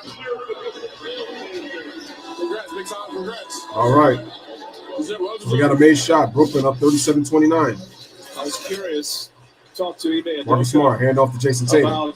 Jason Tatum starts to dribble. Tatum takes it all the way to the rack. He can't hit. Here comes Bruce Brown. Wow, Dragic got fouled. Curry, open for 3. In transition. The Brooklyn Nets get a 3 ball. I'm not sure why the whistle was popped there. Why was the whistle popped? Was barking. Are they arguing with that I goaltending? didn't see a T at all. No, I think Tyler Ford looked over and thought Ime Udoka was signaling for a timeout. That's what I think happened. Tyler Ford kind of tapped on his chest as if to say, my bad. And so we play on here. But yeah, Marcus Smart with the ball. Hand off to Jaylen Brown. Fake. Jaylen Brown attacks. Nice pass inside the tights for the layup. Off the glass. Jaylen Brown. Sometimes you receive a award like that, you become a target. Marcus Smart fully embraced it. 40-31. 9-11, second quarter, first half. Dragic. Hand off over to Drummond. Drummond loses it. Gets the ball back, and he gets Grant Williams with the foul. Throw it over to Stephanie Reddy. She's got more on Marcus Smart. What do you have, Steph? Well, BA, I've talked to Gary Payton over the years several times about his winning the Defensive Player of the Year award as a guard. He is very proud of that accolade. But in those conversations, Marcus Smart's name often came up. And I just spoke with Gary about it again yesterday. He was so excited for Marcus. He said he totally Drummond at the free throw line. Score 40-31. Can't hit the first. He started to get recognized It's an awful for looking what free throw everyone by in the Drummond. league knows that he's been doing. And here is the robe we were talking about, BA. The championship. What is he getting ready for a boxing match? Marcus is known for wearing a robe. Getting ready for boxing. Put that in there. But this one is Shout out to Chi-Town King. Appreciate you coming on through. What's up? Gary Payton and Marcus Smart did break. Guys, make sure to hit the like button. Hit that like button. It's exciting to see them here in the same building. And guys, they're the only 2 point guards to ever win the award. That is it. And remember, Gary Payton was a member of the Celtics All at the end of right. his career. 41-31. Brooklyn up 10. Jason Tatum with the ball. Tatum struggles. Tatum gives it over to Smart. Fakes the 3. Gives it back to Tatum. Tatum fakes on Durant. Gives it to Smart. Open in the corner for 3. He can't hit. Rebounds to Andre Drummond. Outlet pass to Curry. They got 1 man to beat. Lots of Bruce Brown for the line. Bruce Brown with 14 points, and it's a 12-point game. Brooklyn up 43-31. Brooklyn doing a much better job in transition. Defensive rebounding. 43-31. Marcus Smart gets a screen. Marcus Smart on the switch. Marcus Smart loses the basketball, and that's going to be another Boston Celtics turnover. Another giveaway for Boston. Here's the rebound. Nice lob. Good job in transition. To Bruce Brown.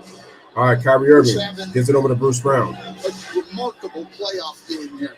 14 points for Brown. 12 of those Drummond came in the first quarter. Gives it over 9 to of those Seth Curry. Came in the first few 8 minutes left in the second. Curry off the screen, shoots a 3. Can't hit. Rebound to Daniel Tice. I didn't like that possession by the Nets. Not a lot of man movement. Jaylen Brown. Too much dribbling by Jaylen Brown. And this is my concern for the Celtics. Can't go one-on-one like that. Kyrie, pass. Here we go. They give it to Kevin Durant. Curry. Good off-ball movement by Curry. They give the ball to Bruce Brown. Bruce Brown takes it with the hook. He can't hit. Gets his own rebound. Kyrie Irving shoots it off the glass. He scores. And we got a timeout. Off the glass. And we got a timeout. Keeps the pressure going. Ime Udoka calls a timeout. Answering the bell. Brooklyn on a 10-2 run. Second quarter at TD Garden. All right, with 7:28 remaining, we have ourselves a 14-point game. NBAstore.com and get today's special offer. Shop now. In the dark.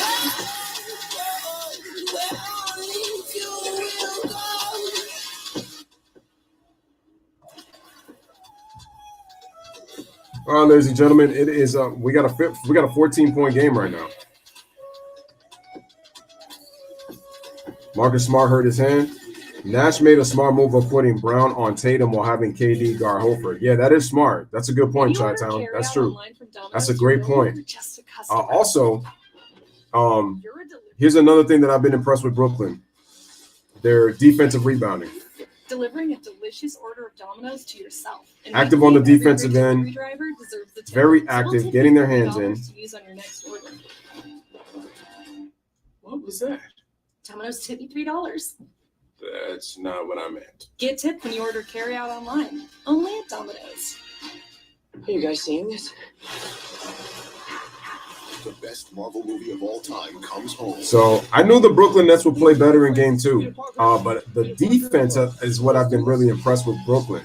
It just shows you they're capable of playing defense. It's a mindset.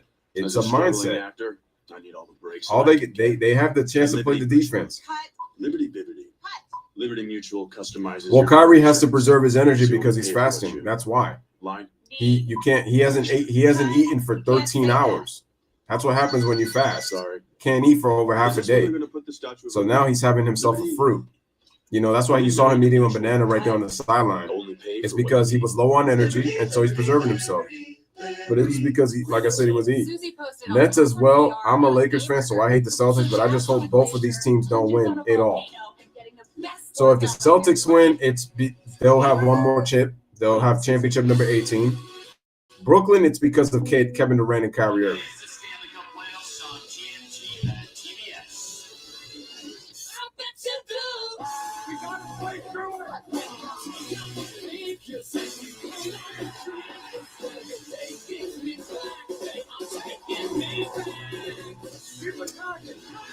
Smash the like button. Hit the subscribe button for the Louis Sports Network. Nets up 14 over the. Welcome, chefs, or should I say 5 chefs and 1 complete liar. Right in the kitchen. I'm sorry, over the Boston Celtics. Sorry, I lost my train of thought because I was looking at something right now.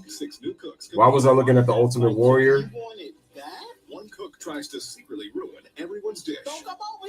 Who will be sabotaged? Will the cook succeed? It's not good yet. I'm suspicious. Or will the rat win it all? It's actually almost Gross. disgusting. Rat in the Kitchen, all new, Thursdays at 9 on TBS and the app. Time for Fight for Victory, presented by. Checking out the model Rick Martel. What a great talent that Rick Martel was. Underrated talent right there. Go back to 2010 when the Spurs took down the Dallas Mavericks. Been a while. We're watching Marcus Smart here on this replay. Hit the deck, and he was clutching at his thumb. That's not good. Thumb, and possibly when he went to the ground right there. So something to pay attention to. All right, here's Jason Tatum with the ball. Good catch by those in our tape room. 45-31. Brooklyn leads by 14 here in the second. Here's Marcus Smart, and he's going to draw a foul on Andre Drummond. So he'll go to the free throw line to shoot 2. Well, that's about the only thing working for Boston right now is getting to the line. Tatum 0 for 6. Jaylen Brown 1 for 3. Kyrie Irving is probably the reason why I'm rooting for the Nets in the first place. Offensive rebounds. I don't hate KD and Irving. I actually like Irving, but I really dislike KD like tremendously. Don't like him. What is it about KD that you don't like about him? If you don't like him, that's fine. I don't really care. Big advantage in the rebounding category. I'm rebounding Boston 16-7 here. I'm just interested to know. Marcus Smart, 1.2 assists. Here's the free throw. Misses the second. And that's going to stay with Boston. That was off of Kevin Durant. So the Celtics will get the ball back. So a chance here to Robert Williams. And Stephanie will have more on his progress later. He's got a knee injury. Hopeful to come back. Jason Tatum with the ball, gives it over to Daniel Tice. Daniel Tice gives it over to Marcus Smart. Smart in the corner, shoots a three. Bottom of the nylon for Marcus Smart. Hits a three. It is a 10-point game. He gets going. It's a big bonus for them. He's another guy who shot the ball a lot. Here's Drummond. After the All-Star break this year. Gives it over to Bruce Brown. Bruce Brown loses the basketball. Another turnover by the Nets. Brooklyn turnover. That is their 6th. Boston's turning into 3 points. Who's the best player in the world in your eyes? Marcus Smart. Beautiful reverse layup, and it's an 8-point game, just like that. And Steve Nash is going to call a timeout. Good timeout by Steve Nash. I got to give him credit on that. Marcus Smart at 3, and then right by Drummond, and look at him finish on the Wow, Drummond got lucky that he didn't get called for a goaltending. Question for you, Snoop D-O-double-G. What are we doing today? All right, so with 6:34 remaining here in the first half. Just blocking off my calendar. Let me hold that real quick.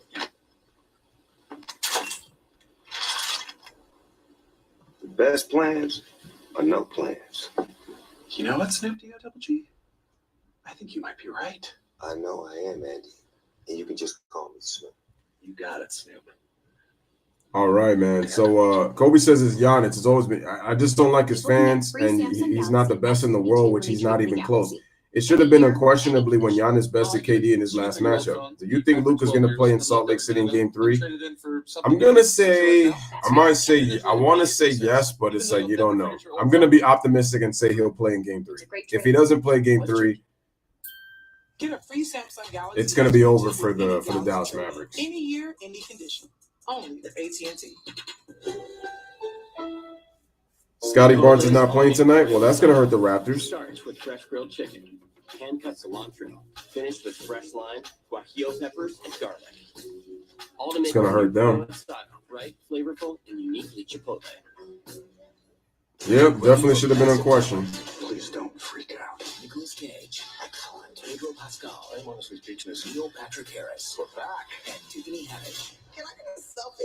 You're so awesome. Massive talent, rated R. MLB on TBS is headed to Tuesday prime time. Yeah, so I definitely would have to say that if Luka doesn't play Game 3, I'm gonna say he is, but I'm just gonna be optimistic. But if he doesn't, then it's over. It's over for the Dallas Mavericks because it's like. I gotta feel like having some fun, don't you?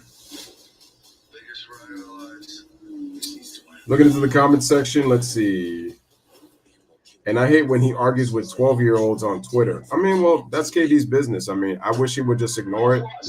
I agree with you. I wish he wouldn't argue. But again, that's him. So it's like you got to just leave it the way it is. I mean, if that's what KD wants to do, let him do it. I'm not going to tell a grown man what he should or should not do because no matter how many times I've said it, they're going to keep doing it because they're going to do them at the end of the day. That's what any player. If that's what they want to do, let them do it.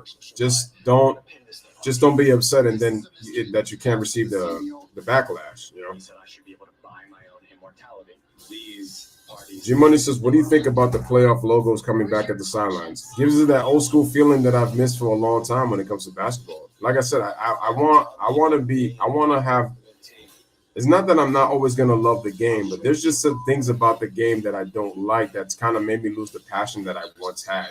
And I said if there were some things that were not tinkered, for example, if you made the All-Star game competitive, it makes me want to tune in for the All-Star game. Like I'm interested for that first half. And then it always gets, and the storylines about all these teams always gets interesting for the second half of the season. But it's like I've lost that flair that I once had that I want to get, I would love to have back. That's all it is. That's all I've always been saying. Marcus Smart. Let's listen in a moment ago. We'll do it in a moment. Stand by. It was coming in hot, Coach. It certainly was. Brooklyn up 8, 45-37. Marcus Smart. Inbound to Bruce Brown. The last 6. Boston was down 14. All right. Durant. Brown, offensive rebound. And Drummond throws it down with the jam. Well, Andre Drummond has been the best rebounder in this league for the last 8 or 9 years. It's true. But like I said, players are different. KD can't be like them. He's going to be him. That's it. If that's the way he responds, he's got to deal with it. Can't let that bother you. Here's Jaylen Brown. Gives it over to Grant Williams, over to Marcus Smart. Marcus Smart dribbles, shoots the three, can't hit. And that's my thing. Marcus Smart has provided a spark. But is he going to do that for the rest of the game, for the rest of the series? Durant gets the screen. Durant trying to bounce pass, but it was kicked. Brooklyn up 10, 47-37. 5:27. Size, athleticism, and will to get this done. Fights through the good aggressive throwdown by your boy. A lot of that tonight. Yep. Got a decade in the league. They give it over to KD. KD, nice pass. Offensive rebound, and Bruce Brown goes up, and we got a foul. The biggest difference to me, Brian, between game 1 and tonight, the boards. The Celtics dominated the Nets on the glass game 1, and right now they are taking it. The Nets are taking it to the Celtics on the glass. Yeah, good substitution by Udoka, getting Al Horford back in the game. You need his toughness inside of the paint. Time's will sit. Picked up those 2 early fouls. Here's Curry. Gives it over to Drummond. Drummond, nice pass to Curry. Oh, he get blocked. That's a goaltend. Yeah. That ball was on the way down. Says Jason Goble. It's a goaltend. Did it hit the backboard? Let's see. Oh, he hit the backboard. Oh, yeah. And the ball hit the backboard. That's a good call. Good call. Excellent call. Celtic fans, of course, disagree with it, but it was the right call. I really don't know how the referees get that call right as often as they do. That's what I'm saying. It's such a quick call to make. Well, just about everything else on obvious dubious calls. Oh, I didn't see that. Anyway, Marcus Smart loses the handle. Another turnover by the Celtics. Here's Bruce Brown. Hand off to Curry. In transition. Pull up for 3. No. Rebound to Al Horford. Horford. Outlet pass to Williams. Drives on the baseline. Goes up, and he is going to draw a foul on Curry. So that's Curry's second foul. I've always been someone who was trying to help. The only question I have for the Brooklyn Nets is going to be, how long can they keep this defense up? It's great in the first half, but you got to play 48. How long can they keep this defense up? Grant Williams at the free throw line. Kids through college with the fines I accrued in and the free throw. It's good. Rolls in. All right, take a look at the upcoming Grant Williams with 12 points. Upcoming playoff schedule. Tomorrow at 9. 9 p.m. Mavs and Jazz. Tied at 1. Friday has Bucks-Bulls game 3. And then Friday, we got a doubleheader. Heat and Hawks. Heat and Hawks and the Suns and the Pelicans. Suns going to be without Devin Booker at least for 2 games after the Pels with a stunner in Phoenix. We got Bulls-Bucks game 2 coming up after we're done here. All fanboys get on my nerves. Kobe fanboys, Jordan fanboys sometimes, LeBron fanboys the most, and KD fanboys for sure get me upset. Harden fanboys as well. Russ fanboys, probably just as bad. All fanboys get me pissed off of any player. All fanboys piss me off because they can never tell the truth about their guy. There's always an excuse coming every single time. All right, what just happened? And again, Boston 51-39. Brooklyn up by 12. Another turnover. The Celtics. Both teams have been sloppy with the ball. Dodgers with the ball. Hit the light, guys. Share the stream.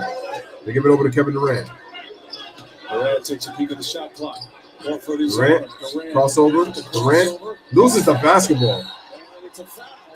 Durant's been a little loose with the basketball. Well, he's going too Bro, Durant's got 4 turnovers. Into traffic. When he gets it up top, look, they have help defenders at both elbows. Bro, he just lost. Durant's either got to pull up early or he's got to. Durant lost concentration. If you're going to make that crossover, he's seen it now for a game and a half. He's got to make better decisions. So Durant Turns it over. Marcus Smart with the ball. Boston with the ball here. Marcus gives it over to Williams. Fakes a three. Starts to go. Kicks it out to Jaylen Brown. Open for three. No. Offensive rebound. Williams. He's got 13. Horford. Fake the pass. Shoots a three. Can't hit. Tatum tried to get the offensive rebound, but he can't corral it. So that'll be Brooklyn basketball. Picking up their effort now. 51-39. The Nets have got to stop ball watching, though, because Boston's starting to pick up their effort on the offensive glass. Dragic shoots a jump shot, knocks it down. Dragic has been great off the bench. Mid-range jumper. Those are frowned upon in the regular season by most teams. You get to the playoffs. Brooklyn leads 53-39. They have a huge effect, especially Nets up 14. Biggest matches their biggest lead of the game. Horford fakes a three in the corner. Starts to drive in the paint. Kicks it out to Marcus Smart. Straight on three. No. Horford, offensive rebound. Goes up and counts it and one. Flexing on Brooklyn. Chance at a three-point play. So, Well, Boston should have 3-point play for the Boston Celtics. The veteran Horford gets that and one on the floating hook. And stronger team overall. They're having a tough shooting night. This is a way that they can stay in the game. It's a great way they can stay in. Second offensive rebound for the Celtics, and Horford able to turn it into points. Kyrie Irving back in with 6 points on 3 of 5 shooting as he returns. He and Durant on the floor together with Claxton. Horford for the 3-point play. Gets the roll on the free throw. 53-42, 2:25 remaining in the first half. 3:21 remaining in this first half. Brooklyn has never trailed. Celtics never led. Bruce Brown started making the Dragic dribbles. Takes a step back jumper. He's getting loose here in the second quarter. Dragic with that sausage jumper from the baseline. 55-42. Horford for three. No. Celtics are selling for too many threes. Comes away with it. Dragic pushes, pulls up. Another one. Just picking them apart is Dragic. The Dragon, Dragic. Tatum loses the ball. But in the half court here, look at this. This is in transition. Look at the pull-up. Look at the pull-up. Just stops and pulls up. It's always been great. Horford played for the drive the entire way. And good IQ play by Goran Dragic on the pull-up. Jaylen Brown fades. Jaylen Brown hits that shot. Jaylen Brown, just his second made basket. 57-44. 5 now. Brooklyn leads it by 13. 13-point game. Dragic shoots a three. No. Claxton can't get the rebound. Horford's got it. Pushes the break. Goes, tries it. And what do you have? Dragic hits the deck, as does Tice. So the foul's going to be on Dragic. So that's 3 fouls on Dragic. Celtics catch a break here on this foul. He does wrap him up, and No. they catch a break that the foul was there because Horford turned it over. It was going to be a fast break headed the other way. So that's 3 fouls on Dragic. For Boston. And instead of 3 fouls on Tice, they pinned that one on Dragic for his third. And But Tice misses the free throw. Another missed free throw for the Celtics. They've been at the line a lot. But now just 12 of 17. They've missed 5 free throws. 4 for 5, 8 points for Tice, 2 rebounds. Tice makes a second. It's quiet, coach. 57-45. You know, it's a 12-point lead that seems more like a 20-point lead, Ryan. I mean, Brooklyn's been in total control of this game. Durant with the ball. Durant pulls up for 3. Slim Reaper. Straight 5 with the 3. Brooklyn up 15, biggest hit of the game. KD, 13 points, 3 rebounds, 3 assists. Oh my God, what is Jason Tatum doing? Durant. Oh, what a move. He got fouled at KD. KD's got 15. Brooklyn up by 17. A quick 5 points for him in the second quarter. Biggest lead for Brooklyn. Here's Marcus Smart with the ball. 136. Brooklyn up 17. They give it to Horford on the right wing for 3. Drains it. They needed that. 62-48. Just 5 for 17. Horford now But the in double Celtics, figures they with took 10. 17 threes in the first half, though. That's delay a game here. only 5 out of 17. Double technical foul on Tatum and Claxton. Catch. Remember, Tatum is more important to lose than Nicholas Claxton.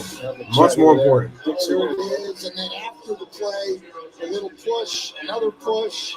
Tatum's frustrated, and you can't get frustrated, Jason. They can't lose. I'm surprised, Brian, by Brooklyn's offense tonight. Obviously, a lot of offensive talent up there. Really surprised with their defense. Yep, the defense. That's what. Hey, isn't that what I said? Durant, what are you doing, bro? Tatum with the dunk.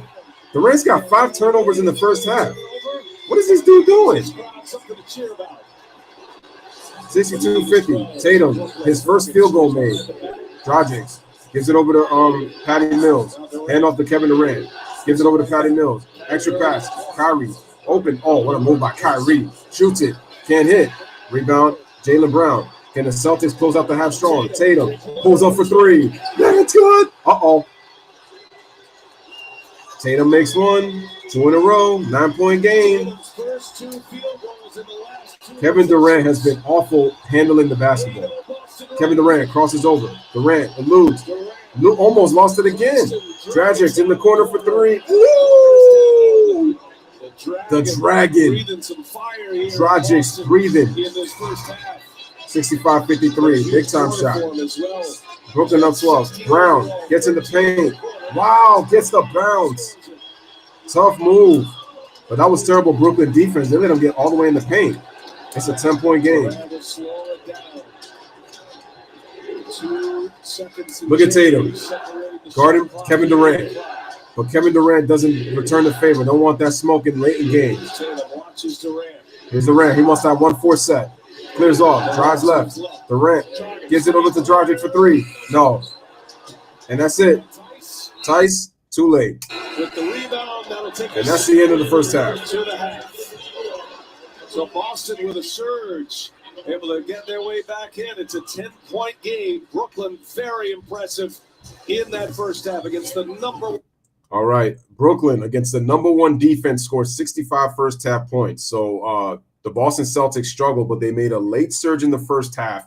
It was a 62-45 game. So the Celtics finished that quarter on a 10-3 run to close out that first half. Tatum hits his last 2 shots after going 0 for 6 to start, and he finishes with 7 first half points. So, ladies and gentlemen, halftime at the TD Garden. It is Brooklyn 65, Boston Celtics 65. So y'all already know what we're going to do, as we always do on the Louis Sports Network. We are going to look at the first half stats. We're going to look at player production, and then once we do that, we are going to get into the first half stats. So, all right. So what we're going to do, key players, Kevin Durant with 16 first half points. Grant Williams had 13 off the bench. He leads the Celtics in scoring, despite the fact that Marcus Smart had his own personal 6-0 run for a little stretch. So right now, once we do that, we're going to go to the first half stats right here on the channel. Make sure to hit the like, hit the subscribe button. I'm not, like I said, even if Durant has had a better shooting game, his turnovers have been absolutely godlike awful. And they've led to, and 4 of those turnovers have led to points. Durant's got 15. Dragic has got 16. Bruce Brown has got, what is it, 14? Yeah, he's got 14. For the Boston Celtics, Al Horford and Grant Williams are the only players in double figures. Tatum has got 7, but he's only 2 of 8. Jaylen Brown is 3 of 6. I mean, not bad, but he's been quiet. Like, you haven't heard nothing about Jaylen Brown, who's had the worst plus-minus on the court with a -15. Tatum is at a -7. All right, so we get into the team. We look at the team stats for both teams. Brooklyn is shooting. Okay. Boston finished the second quarter strong, to where they finished shooting 48%. The problem is they let the Brooklyn Nets shoot 60% from the field. Defense has got to be better. 3-point shooting. Both teams have hit 6 threes. The problem is the Nets have shot the ball better on 6 less attempts. Nets are 6 out of 12, 50%. while the Boston Celtics are only at 33%. So they've only made a third of their threes, while the Brooklyn Nets have made half of theirs. Free throw shooting, Celtics got to the line more times than Brooklyn did, but they've missed 5 free throws. They are still shooting 72%. Not great. Could be better. Brooklyn is at 84%, 85%. So 60, 50, 85%. That's great. Brooklyn have done a better job with the rebounding, +6 in rebounding, +5 in defensive rebounding. Surprisingly, the Celtics have actually out-assisted the Brooklyn Nets. Some of it had to do with the turnovers. The Nets with 5 steals and 5 blocks. So they're doing a job with the interior defense. Turnovers, 9-8. Both teams sloppy with the basketball. Durant had half of those turnovers, just awful. Both teams really not able to take advantage of the fast break points, of the points off turnovers. And then on top of that, folks, let's take a look at that as well. Also, if we look at it, I'm going to check the comments in a second. Fast break points, Brooklyn's owning that 13-7. Points in the paint, 22-20 in favor of Brooklyn. Brooklyn's committed more fouls, and the Celtics have never led in this game. Brooklyn's largest lead was 17. As I mentioned, they were up 62-45, and those are your first half stats here on the Louis Sports Network. All right, other games. Toronto is up 12-7 early in the first quarter on Philly in game 2, and Chicago and Milwaukee later on. Chicago and Milwaukee later on at 9:30 in the Fizzer Forum. So those are your first half stats. Those are your out-of-town scores. Let's see. Going to the comment section. I give credit to the Rant. He bounced back. I'm going to give him credit in terms of his scoring. I'm going to give him credit in terms of not trying to force it too much on the offensive end. What I will not give credit for is the horrible turnovers he has. I'm going to say it again. God awful on the turnovers. He needs to do better cleaning that up. Too many turnovers by Durant. Too many. Yeah, but yeah, the funny thing is I'm sorry. They haven't, to be honest, KD can actually go to another level. That's the crazy part. I haven't seen the best of KD yet, which is a scary thing for the Boston Celtics, and they have to watch out for that. I've noticed KD and Kyrie are both reserving their energy. Second half, keep feeding the role players the hot. They have to do that if they're going to win this game and be in this series. If they go my turn, your turn, isolation, you're playing into the defense of the Boston Celtics. Like I just told you, if you look at their first half assists, Boston's got 14, Brooklyn's got 9.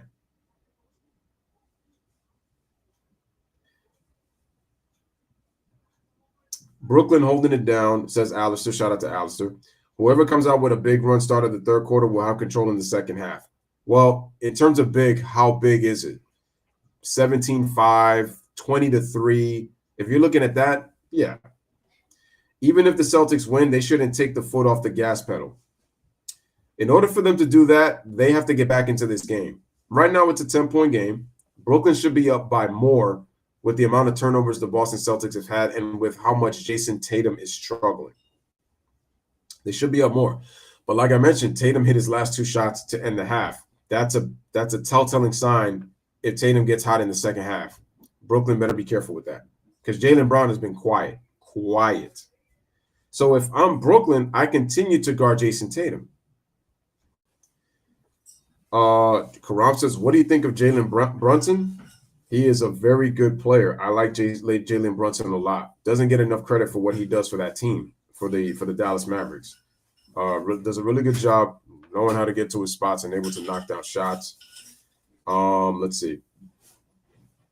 So, no, I really like Jalen Brunson. He's very good. I like Jalen Brunson a lot. It's got to be up 3-0, and even then you got to go. Kobe fan, thank you for making that point. Thank you for making that point because they have to go. The Celtics have to go up 3-0. I don't trust them with a 3-1 lead. I don't trust them with I'm sorry, not 3-1. I don't trust them with a 2-0 lead. I don't trust them if they go down 0-2. I don't trust them if this series is tied. They have to go up 3-0 if they're going to win this series because now Brooklyn has to win 4 straight. And let's be honest, do you really think the Brooklyn Nets are going to be able to win 4 straight? No. Game 5, 2021 playoffs versus the Bucks. Game 3, 2018 NBA Finals. If KD plays this way, if they win, it will look worse on KD if he goes to that elite level at 2 home games.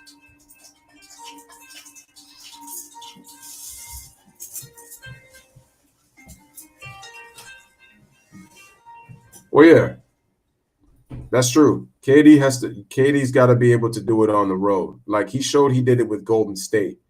And if you notice last year, KD was like, he played amazing in the home games. But you're right, Ryan. That is a very big point. He's got to win on the road.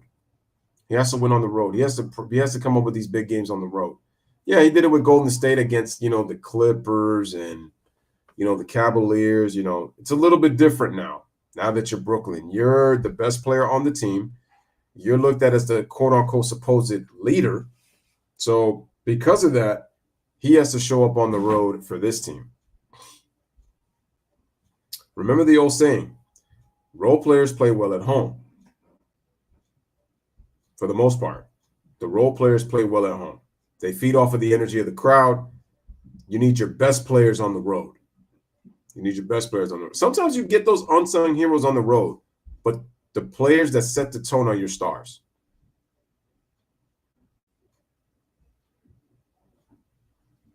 That's the key.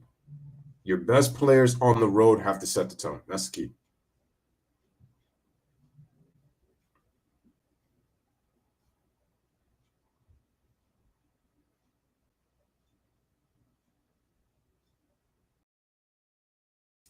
But also, you could say this about the Boston Celtics. Brooklyn played a great first half.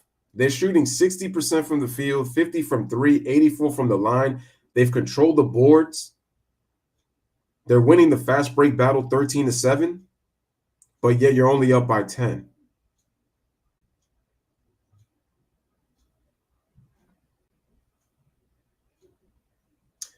Do I think that KD is an overrated scorer?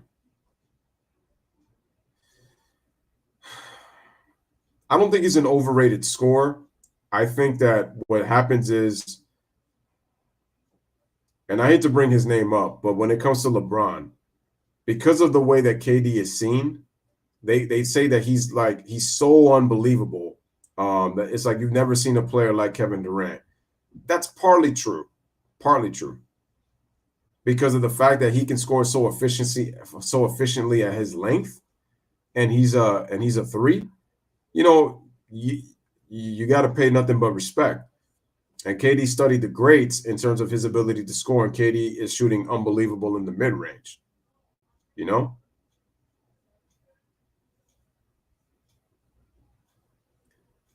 But I also think that sometimes people take it way too far when it comes to Durant and his scoring sometimes. I think it gets kind of overblown a bit sometimes.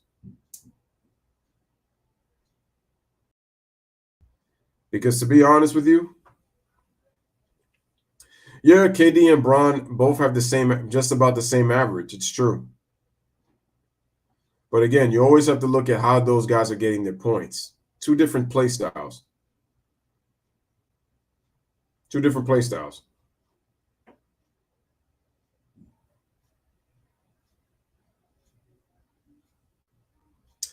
Ryan says, I don't trust the refs. I think the refs are going to interfere in the Celtics' physical plays in the second half. Do you mean by in terms of the Celtics get physical and the Nets don't get foul calls? Or do you mean the Celtics are going to get the whistle blown on them to the point that the Nets go to the free throw line more in the second half than the Boston Celtics? So remember, the Boston Celtics got to the line 5 more times than Brooklyn did in the first half. So is that what you're trying to say? So just let me know what you're saying, though.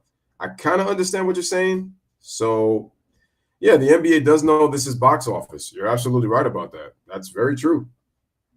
Because to be honest with you, like I said, this is the game that's looked at back and forth. Wait a minute. Oh, this is game 3. My bad.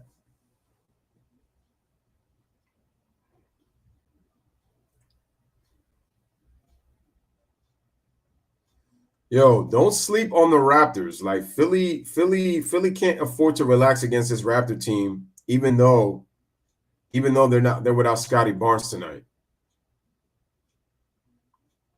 There would be nothing worse than losing to the first round. The thing is, Joel Embiid, even though it's going to look bad on him, it's not going to look bad on him as it's going to look on James Harden. James Harden has been in the league since 2009. This is his, 13th, 14th season in the league. It's going to look worse on Harden. Joel Embiid has time to still be great and win in this league. James Harden, his window's starting to close down. So they're showing the Bulls and the Bucks warming up, getting ready for the second part of the doubleheader.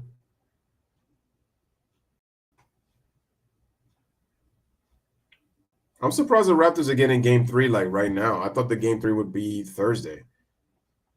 Wait. Oh, no, they played Monday. Yeah. Why? Yeah, I'm surprised that their series is kind of going off like early.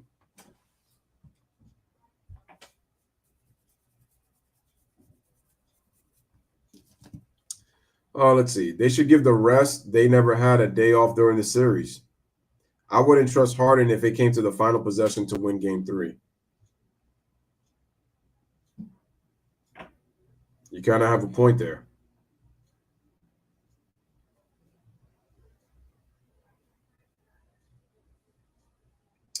Yep, it is official, ladies and gentlemen. Devin Booker is going to miss games 3 and 4 with the hamstring tightness. So who is the player that needs to step up for the Phoenix Suns, in my opinion? One name. People are saying it's not Chris Paul. Chris Paul just needs to continue to be the floor general and pick his spots to score. The guy who's got to get it done is DeAndre Ayton. He is going to be the key for the Phoenix Suns. DeAndre Ayton is going to have to start playing the games of his life in this series. There's no Devin Booker. So Ayton's got to step up now. And if he doesn't, Jay Crowder, yeah, he can make shots, but he's not the most important player of the team. It's got to start with DeAndre Ayton. Remember, Chris Paul, before the season started, said that they're going to get DeAndre Ayton a nice, big, fat contract. And I never felt that DeAndre Ayton has kind of really lived up to his potential of what he could be. This is his opportunity right now. See, because everybody was like, Devin Booker, is he showing that he could win? Is he really a talented winner like that? Devin Booker has already ascended to that level. He's shown it. Now it's just a matter of Devin Booker winning championships and becoming an all-NBA player and all that, because he's an all-star. He's proved that he wants to win. It's DeAndre Ayton. This guy is a former top pick that hasn't really, to me, shown his potential. He has his opportunity now against the Pelicans. And if he doesn't do it,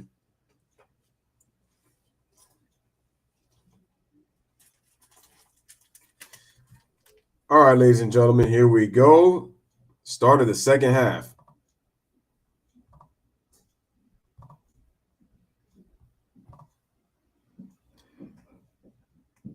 Cut down on our fouls and get on the glass. We heard Shaq during the halftime break talk about the others, and the others were a big part of that first half. But there's a reason there's Crowder was awful last night. On the superstars. Yeah, it's tough for all. DeAndre Ayton needs to get 20-plus points and 10-plus rebounds. And those 20 and 10 have to have impact. Guys right there on the drive. They try to get it into Brown inside. Crowder was awful too. He's got to shoot the ball better. Great defense on Durant. Two guys chasing Irving here. It's not going to be easy for any of those four stars tonight. Stephanie Redley had a chance to visit with Ime Udoka. Awesome with the ball. Well, Coach Udoka is concerned with what you said, Stan. Rebounding was one of the main things. As you can see, they gave up a ton of second chance points for the first half. He said transition defense. Gets it over to Jason Tatum. Tatum kicks it out to Jaylen Brown. Over for three. Can't hit. They are struggling in this second chance. That's exactly right. I mean, if you look. Tatum, drive for the layup. Blocked by Drummond. In the paint the other night. The Nets are up 2 there. They outscored them by 7 Brown tried to catch a tight body, and he gets fouled tonight. So, yeah, things have changed tonight from game 1. Give the Nets a lot of credit. And here's Bruce Brown taking it to the rim strong and drawing Tice's 4th personal. Tyson's got 4 fouls. Bruce Brown scored the first. Only his 3rd. But like I said, there's 3 fouls there. But like I said before, how long can the Nets keep up this defensive intensity in the second half? In the last minute and a half, Bruce Brown knocks down the free throw. Been cold tonight. They've been well defended, but together they scored 9 points in the last 2.5 minutes. Brooklyn has led the entire way, pushed their lead to 17 late in the second quarter. Makes both free throws. Brown's got 16. A 10-point halftime lead, and now 67-55, 12-point game. In this third quarter. Game 2 of this best-of-7 series. 12-point lead for the Nets. On a buzzer-beating layup by Jason. Give it over to Jaylen Brown. Jaylen Brown takes it all the way. Bounce pass. Horford shoots the three-pointer. Drains it. Well, you see Brooklyn's defense though on the drive. Normally, Kyrie Irving would rotate down to the corner on that. He was on Jason Tatum. Here's Durant. He just stayed hooked up on Tatum. They're going to make the others, as Charles Barkley said. Durant gives it over to Drummond. Nope. You saw that no. Boston sharing it well. Horford leads. Jaylen Brown over to Horford for three. Air ball. No. Great pass to Tice for the layup. And it's a 7-point game. Instead, it's an assist, and Tice into double figures as well. Kyrie gives it over to Bruce Brown. Bruce Brown starts to dribble. Gives it over to Curry. Curry mismatch. Curry drives. Goes up for the hoop. Up. Misses. Rebound. Tatum. Here goes Brooklyn. Tatum kicks it out. Marcus Smart for three. No. This building would have exploded. It would have been a 4-point game. Kyrie loses the ball. Gets the ball back. Extra pass to Curry. Open from the Celtics bench. Hits the three. Brooklyn catches a break there. What would have been a possible swing. Like we've seen with Durant and Tatum at times. Brooklyn up 10. Here's Tatum. Tatum in the paint. He draws a foul. Losing the ball. Brown was right with Tatum. Ends up picking up the foul. Great pick up. Whole bench yelling at him. More verbal defense there. Didn't work. Didn't work. Seth Curry. He's played 18 minutes. He's knocked down 3 threes. He's got 11 points. It's Tatum. First trip to the line here in this second half. Tatum just 2 for 9 in this game. Hits the free throw. Now 3 for 3 from the line. Hey, the NBA app brings the game to you. You can follow the playoffs, keep up with the latest news, and watch game recaps. Download 70-61, 9:45 remaining in the third quarter. Outshot Tatum in that first half. makes both. 60% in the first half. Or better from 3 Tatum, 9 points, 5 assists. Toronto up by 10, 26-16. And they were +6 in rebounds. Here's Kyrie. Big story, as Stan mentioned. Curry, coming bounce pass. off game 1. Curry. Uses the Durant. Fake. Shoots it. No. Tap. Kyrie. Good job. Gives it over to Durant. Durant. And Durant, another turnover. And one. Jaylen Brown with a chance for 3. Well, a great defensive play by Brown. Durant with another turnover. Has to have more awareness. He's thinking he's one-on-one here. Kevin Durant should learn by now in this series. He's never wrong. They're always coming with someone else to help. And a great left-handed finish. It's an 8-point game. With some high-level competition right there. 6-point game. Free throw's good. It's a 5-point game. Celtics on a 20-8 run. For Boston, 20-8 is their run. Going back into the second quarter. 5-point game. Kyrie dancing. Gives it over to Seth Curry. Seth Curry dribbles. Drummond bumps it. Drummond goes up and one. And that one goes and one for Andre Drummond. Well, now they're saying no basket. No basket? Yeah, we side out. Horford picks up the side foul. Out of bounds. Number 2 on Horford, and Eric Lewis came in after the fact and said the foul side out of bounds is on the floor. That's a tough one there. Prior to the gather. Durant is careless with the basketball. 5-point game. Brooklyn with the ball. Curry. Drummond. Crossover goes up, and he gets it. And one. That will be on the shot. And a three-point chance for Three-point opportunity for Andre Drummond. So Drummond, much better ball handling skills than people think. Andre Drummond can handle the ball and he can pass the ball. Nice little crossover there and a good finish. 3 points, 4 rebounds, 2 blocks. On Al Horford. This is the free throw. The three-point play. Drummond and Claxton both struggle with their free throws. Fast. Going to have a foul. We got a foul. Murray away from the ball. Rooting out the man he's defending. He picks up his third coach. I understand the frustration of Seth Curry and Steve Nash. Yes, that's a foul. The entire regular season, that was a foul. That has not been a foul in these two games at all. They've let them do whatever they want. Jaylen Brown. Shoot. Can't hit. And then we got a buffer.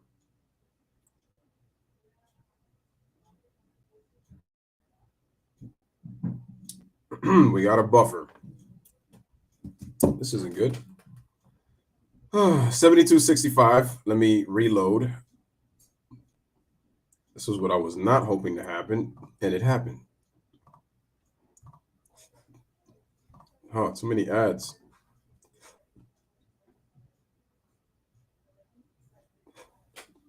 Excuse me. Let's try a different link. Oh, my goodness.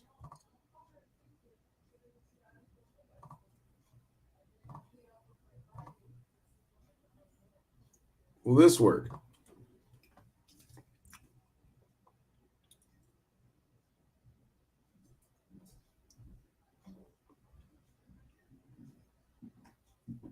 Let's see if this works.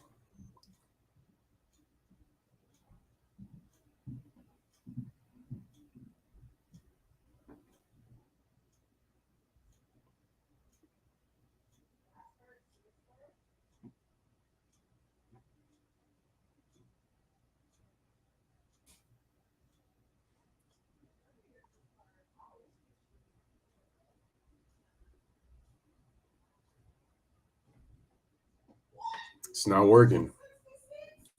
I think there was a 3 that was made for I1, and look at that. It's already a 4-point game. Who do you say is the MVP? I say Embiid. You know what?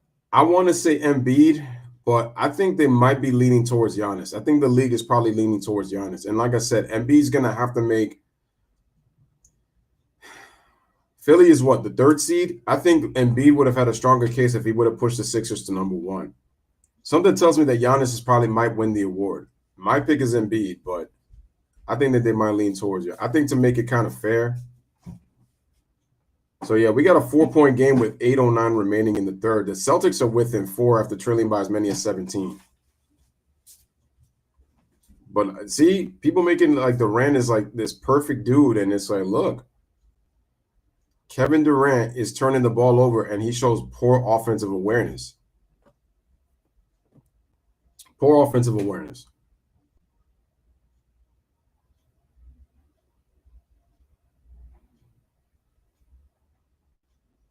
So, yeah, he's definitely got to be better.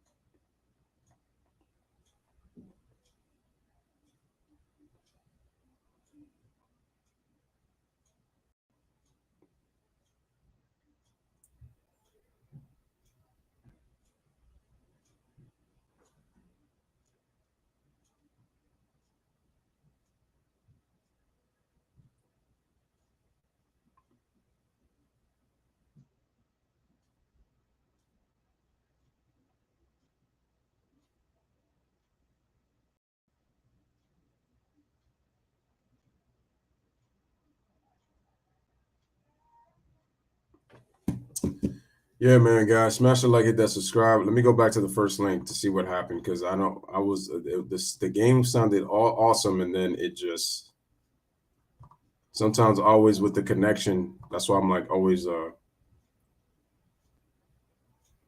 don't want to see that. Thank you though. Appreciate it. Tatum gets the loose ball. There you go. Tatum makes the great pass in transition, and Horford knocks down the three. Horford is stepping up, though. Check in with Stephanie Reddy. Guys, along those same lines, Kevin Durant said that the Boston defense did a good job in game one of forcing him away and helping in the paint. They did a good job of making him see bodies. Bruce Brown gives it over to Andre Drummond. Drummond gives it over to Kevin Durant. Durant kicks it out to Bruce Brown. Brown back to KD. One-on-one with Tatum. Pulls up for the jump shot. No. Drummond. Nope. That's off of Jaylen Brown. That's off of Jaylen Brown. 4 turnovers in this game. He's got 2 here in this quarter. And he is seeing a... Oh, my goodness. This buffering is killing me, man.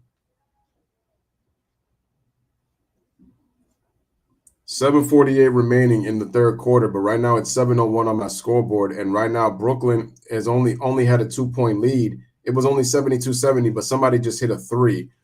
I'm about to check. I'm out of traffic. He's drawing a crowd. I'm about to go.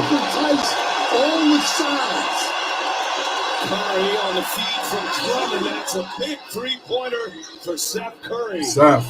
He's knocked down a couple of corner threes that stopped. There you go. He skipped it. Run for Boston. Good. Curry with 14. This quarter, 5 for the game. Durant got 3? Yeah. Brown with Curry on him. Here's Jaylen Brown. Brown stops.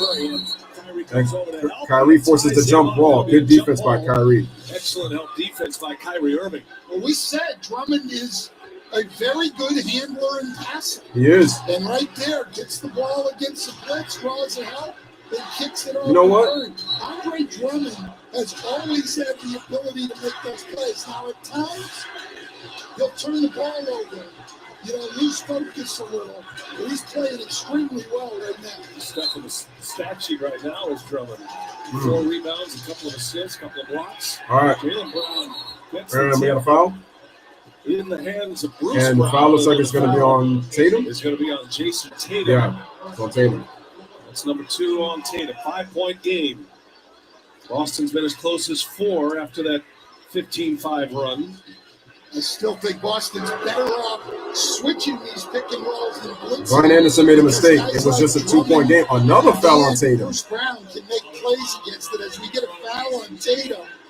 Just interesting. We had the one. That's his 4th foul. Seth Curry. This isn't the way they've called it throughout this series. We've ran the play of how many times Kevin Durant was getting getting to the free throw line. Else trying to move without the ball. Now that's in good. The second half, the referee's sort of changing direction on us. 6:54 left in this third, and Boston in a penalty. Brooklyn going to have some time at the line. Stand there with 34 fouls. Durant, 16 points, 4 of 9 from the field. There's a lot of basketball to be played here. Tatum just picks to up. me, Durant has not played that great. He's got 3. He's gotten to the line. 17 points on 9 shots, 5 turnovers. Seth Curry.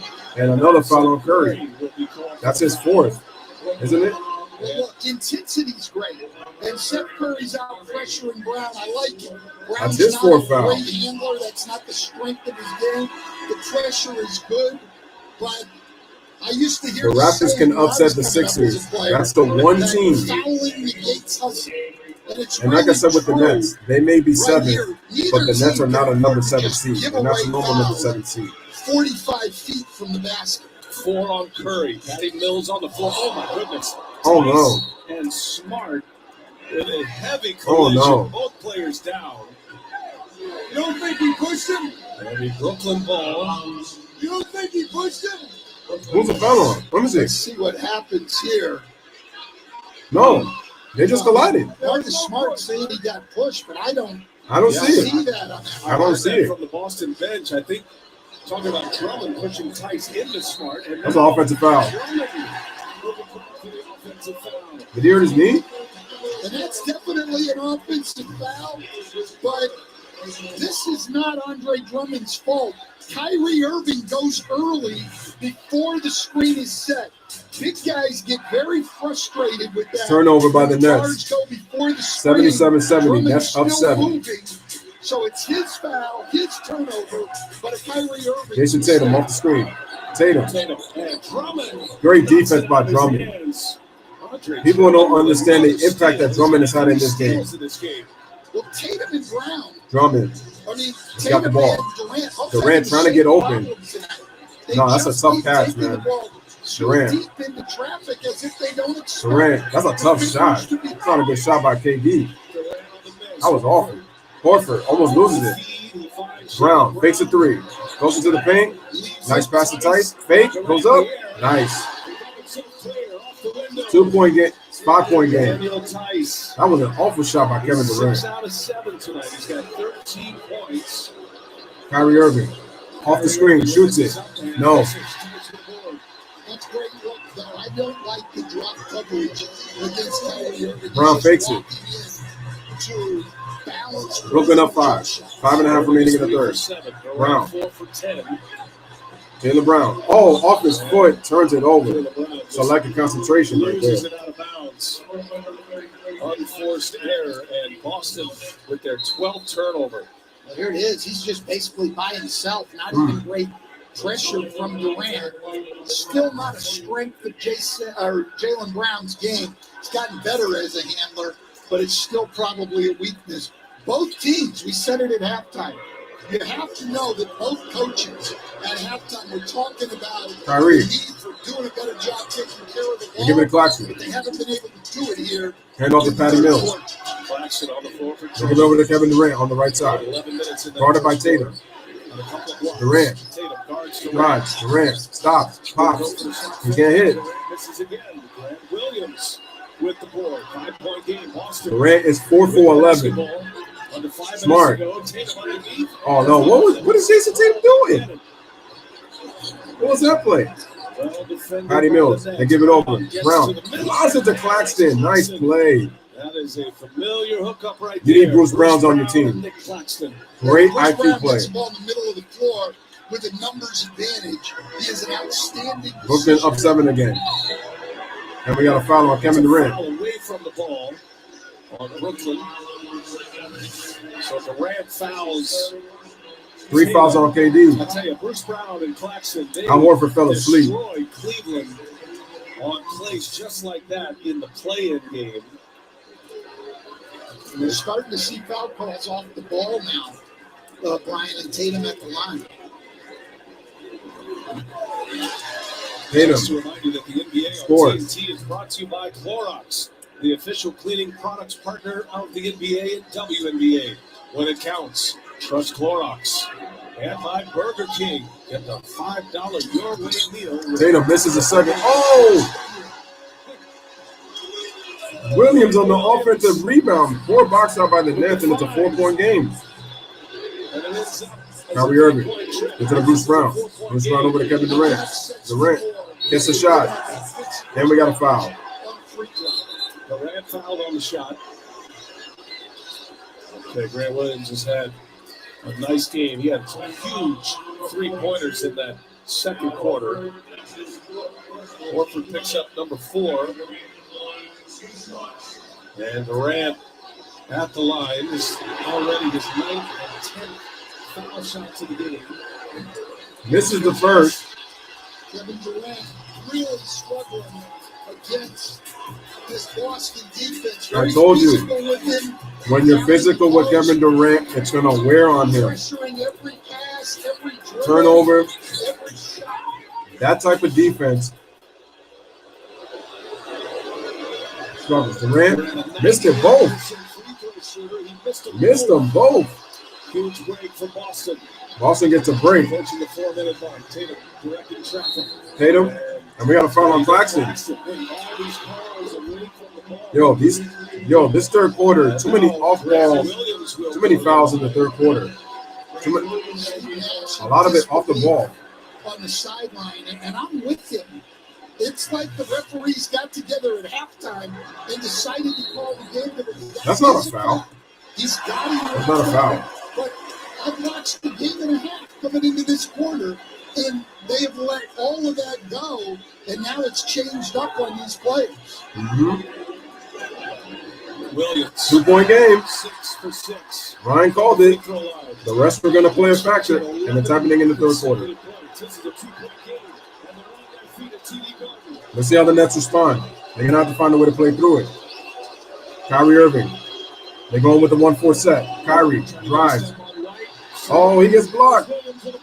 Tatum on the run. Tatum. No. Williams keeps it alive. Here we go. Tatum gets blocked. Tatum step back three. He gets blocked. Great defense by Bruce Brown. Kyrie Irving. Handoff. Kyrie gets doubled. Some light trap. 1-on-1. Kyrie sizes. Shoots a three. No. That's not a good shot by Kyrie Irving.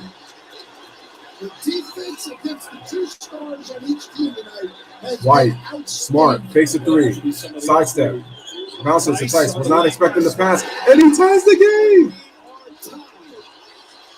I'm surprised Steve Nash has not called a timeout the entire time. The Nets have blown a 17-point lead. The Celtics have never led, and it's a tie game. Listen to the crowd. We got ourselves another great one. Durant. And, wow, Bruce Brown with the grown man move. Brooklyn up 2. Bruce Brown. 18 points. He's got 18 points. Marcus Smart. Oh, he got stripped, but that's a foul. Kyrie Irving is struggling. And so is KD. Defensive struggle here in this third quarter. Wow. Both teams with the defense. 81-79, 240 remaining. How will in the your third business adapt to change? You could hire an office full of Peyton Mannings. What's up, Peyton? Morning, Peyton. Hold for Peyton. Big huddle. Welcome to the Peytonverse. Such a visionary. Game plan. You go. And call audibles. Double our investment in Omaha. Omaha!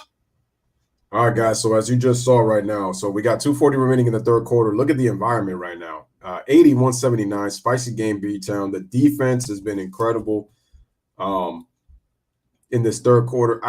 You know what? No. I shouldn't say that. Let me correct myself. The defense has not been great because the refs are not letting them play in this third quarter. And did you notice that the refs have now kind of interfered with both teams back and forth in terms of the foul calls? I think it's honestly ridiculous. I like when they just let them play. That's real essence of playoff basketball. But this is what I've said. I continue to say that the 90s, I get it. There were some great athletes in the 90s. People just, they just like to say that. They love this era so much and these players that they just call them plumbers. But I'm like, dude, do you understand who played in the 90s? Clyde Drexler's, the Dominique Wilkins, even though he played in the 80s, but, pre-Achilles and stuff. And, there's a lot of great athletes, But my point is, look how physical the Boston Celtics. They're playing late 2000s defense. If you watch the Boston Celtics, and Kevin Durant is having a hard time dealing with the physicality. He's having a very hard time. And I said that I knew it was going to be a problem if Kevin Durant can't find a way to adjust it. And his ball handling right now, he really can't even handle the ball like that unless he's getting single coverage, and the guy can't really defend KD. But the Celtics defense, I like how they've defended. The way they defended KD has been great. They said that PJ Tucker, he established the blueprint, and the key thing is you got to be physical. KD's going to find a way to get his, but you got to make him work for his points. And if you look at his shot selection, some of it has been pretty bad. And the man has 5 turnovers, so he hasn't really played great, and he just missed 2 free throws. And KD's gotten to the line how many times? 10? He's gotten 10 free throw attempts. 91% free throw shooter, but he's missed. So that just lets you know right there. Kevin Durant is a great player, no question about it. But, this is exactly what I'm talking about, though. It makes perfect sense. Guys, hit the like, hit that subscribe for the Louis Sports Network. Celtics and Nets in a highly contested environment. The Nets have nearly blown the lead. They've led all the way. They've never trailed. So there's a chance that they can trail right now. It's only a 2-point game.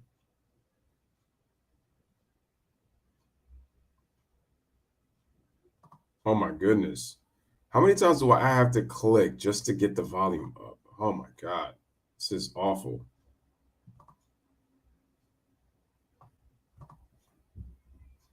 Here we go. Play ball. I got you, play ball. What's made us who we is our resilient and way to keep fighting no matter what adversity is in front of us. Facts. We keep pushing. Facts. Marcus Smart. That's how they were able to turn their season around. Shout out to Tyree in the building, man. Appreciate you coming on through. Change as well as going with the neon Pumas. Smart. Knocks down the first. Check in with Stephanie Reddy. She's got more on Marcus.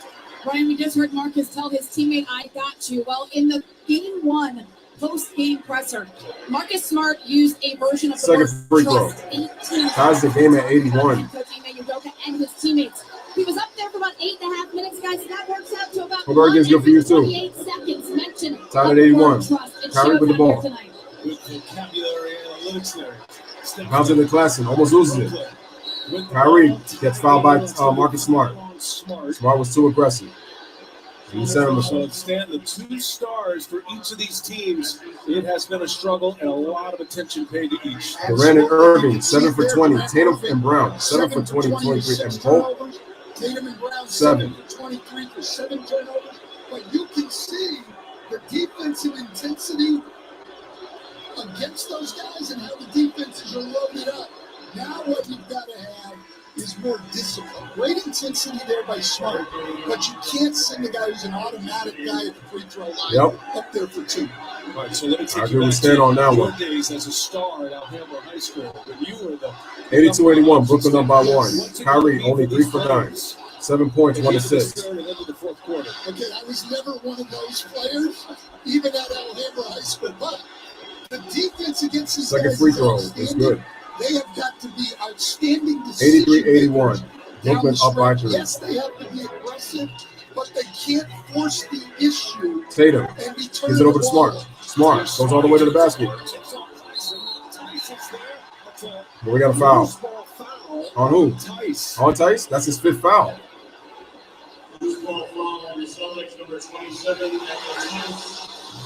See it here. Smart, a good drive. But Claxton can actually, Marcus Smart got fouled by Claxton. Him off with the left arm and then tips it in. And not only Tice did foul, but Marcus Smart actually got fouled by Claxton. Free throw shooter to the foul line. Kevin Durant back at the free throw line. Just missed 2 last time at the line. Tice picks up his 4th foul. Boy, fouls are just stacking up here. Stacking. 2:18 in the 3rd quarter. Here's the free throw. It's good. And Durant knocks down the first. Hey, while you're watching with us, snap the QR code on the screen to go to NBA Twitter Live. Taylor Rooks, Adam Lefkoe, and Eddie Gonzalez focused on a player that you, the fans, voted for. Watch a game from 2 perspectives at once. Which is Kevin Durant on Twitter.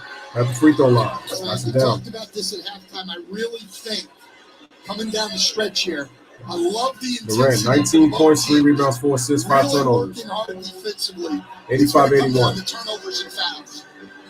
Oh, another turnover. Classic. Oh, man, he hit him right on the arm. A bit of a wind-up there. Yeah, they're going to have to look That at might this be a one. flagrant.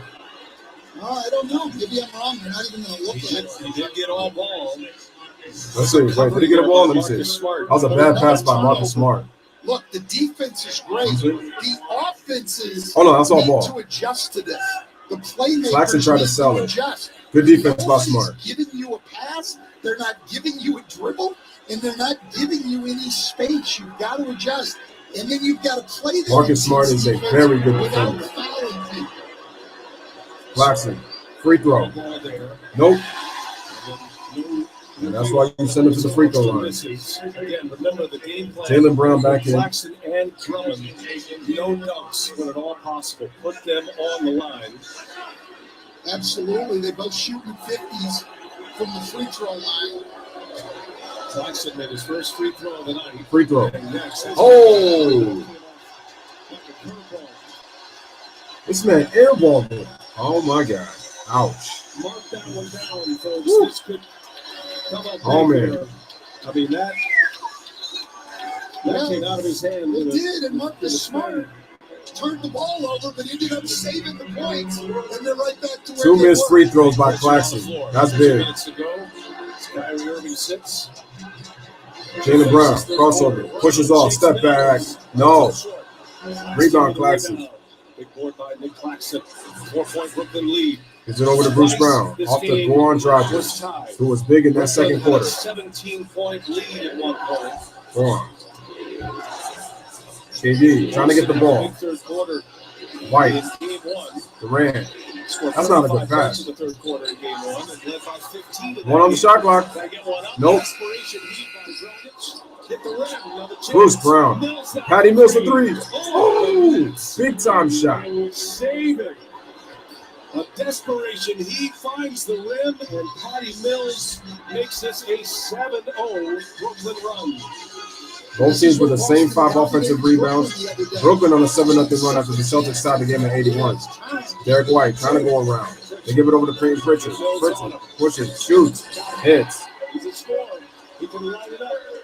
Peyton Pritchard with the jumper. Yeah, asking Mandoka how did Pritchard's minutes work? He said basically we're kind of opposite Kevin Durant. Kyrie Irving. So when Irving sits, he plays. But Kyrie Irving plays about 40. We got another foul on Peyton Pritchard. Whistle on Boston. This time it's on Peyton Pritchard. That's his first. Great offensive rebound by Bruce Brown. Bruce Brown is great. This is a playoff game. From the 3-point line. The first game was a playoff game. Blocks out guys running in. He does it all the time. And then a foul on Pritchard. Again, yes, a foul. He had 2 hands on him. Again, something that was not called in game 1. 2.5 games. Here's Kevin Durant. First free throw. Good. Another one down. Let's take a look at FanDuel Sportsbook live points totals for tonight's game. We started at 225. Tyrese says Marcus Smart Defensive Player of the Year before Clay is blasphemous. But my thing is, when was Clay really ever Defensive Player of the Year, though? See, I think Clay is a pretty good defender, but I never looked at him as a Defensive Player of the Year candidate, though. Now, if you're saying all defensive team, he definitely deserves to be on there. Marcus Smart is a better defender than Klay Thompson. And Clay is a really good defender, too. He's really good. That's not to take anything away from Klay Thompson, but I don't look at Clay as a Defensive Player of the Year type, though.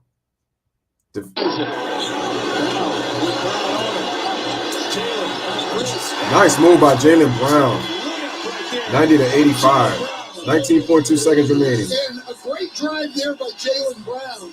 But give Steve Nash 2016 credit for changing that matchup tonight. by the rest from the free throw line. KD's getting bailed out. He's done an outstanding job. I'm going to say a little bit. He's kind of getting bailed out. A little bit. I don't agree with some of the calls, but some of it I agree with. 1 second. KD, no. Nope, he's short. And that's going to be the end of the third quarter. Here's Bruce Brown just really getting into Jaylen Brown here, making it tough. You can't play the defense any better than that. Hand-to-hand combat. So, ladies and gentlemen, that's the end of the third quarter. Watching the 2022 NBA playoffs on Cooper Pixel.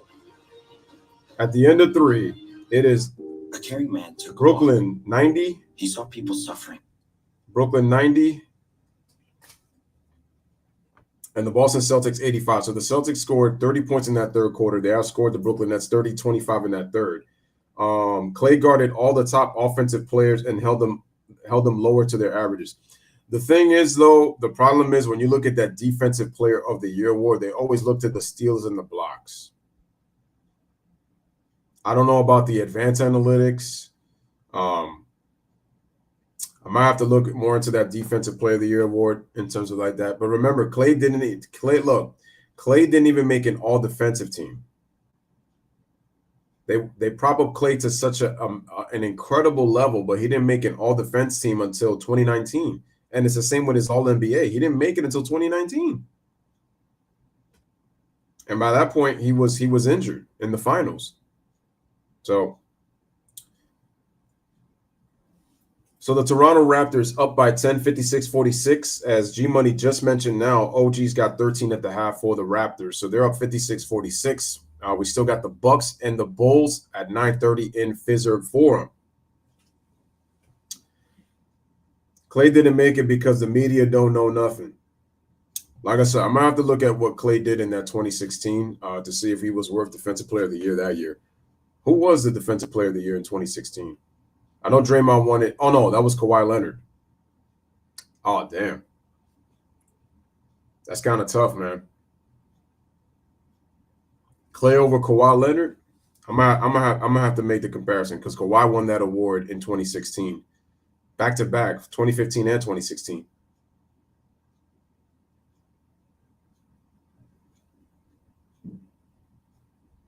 Excuse me.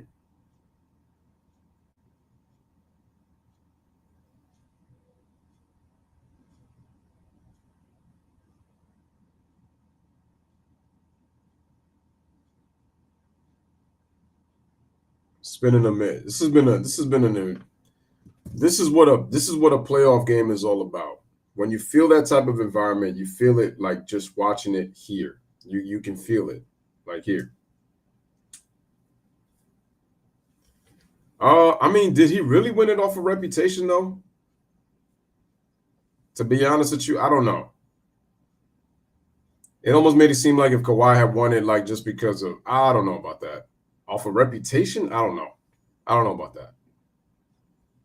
I'll have to compare Klay and Kawhi in 2016 to see who was really more deserving of that award. I mean, the funny thing is the Spurs won what, 67 games that year, and they went 40-1 at home, but it still doesn't match the Warriors, because the Warriors won 73 games. And not only that, they have the most road wins in NBA history with 34. Getting into the airspace where we're fouling too much. We're getting in the bonus early in the quarter. Sure, about 17 at the half. Away on that end, but you got to think about that for a second, guys. Next steps now for the fourth. Be solid. Every time we get the lead, get down to 3-4 or tied in that last quarter, we turn it over, give them some free throws. Brooklyn with the ball to start the fourth, 90-85. Kyrie Irving with the ball. ISO heavy. Kyrie gives it over to Seth Curry. Seth Curry with the jab step. Shoots a three. Ooh, Curry. 17 points by Curry. Brooklyn up 8. 6 out of 9 from the field. Peyton Pritchard with the ball. They give it to Jaylen Brown. Peyton Pritchard shoots a three-pointer. No. Rebound, 4 on Dragic. 17-point lead for Brooklyn. Late in the second quarter. Boston went on that. Gives it over to Patty Mills. Open, shoots a three. No. Another offensive rebound. The Nets have done a better job on the board. Curry. Give it over. A lot of running. 4 on the shot clock. Dragic. Dribble. Dragic. Tough turnaround. No. Good defense by the Celtics. And we got a foul on Kyrie. If you're thinking they're going to loosen up their whistles a little bit, not that's easy. Not the case, at least on this first call, Coach. And you heard him there, Duncan. We got to adjust to the whistle. Absolutely. And the thing is, Tyree. They don't really look at the. Now you've got a super small what you said, guarding the best offensive player almost every single night. They don't look at it like that. You got to try to take advantage of attacking the rim and attacking the glass. Attacks what runs into Claxton. Claxton, a premium defender. Curry cross court finds Dragic. Dragic takes a jumper. Can't hit. Williams soaring for the rebound. These minutes without Kevin Durant. Payne Pritchard with the ball. Oh, wow, great defense. And what is Jaylen Brown? Jaylen Brown is falling asleep. What is he doing? Shout out to Director 97. Appreciate it. Curry can't hit. Brooklyn's got chances to push his lead because Boston is not. They haven't scored in I think both teams 2 minutes. I don't know how much they have in their system. Richard switches it in. They need more off-ball movement. Pritchard with 5. Payton Pritchard, skilled and smooth, able to knock down a big jumper. Like I said, I'm going to have to make the comparison. Over 9:47 left. We'll keep an eye on Durant. How about Payton Pritchard coming up with a big bucket as he shook Claxton.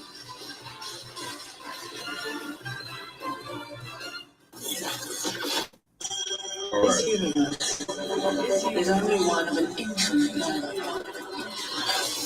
Mr. Strange.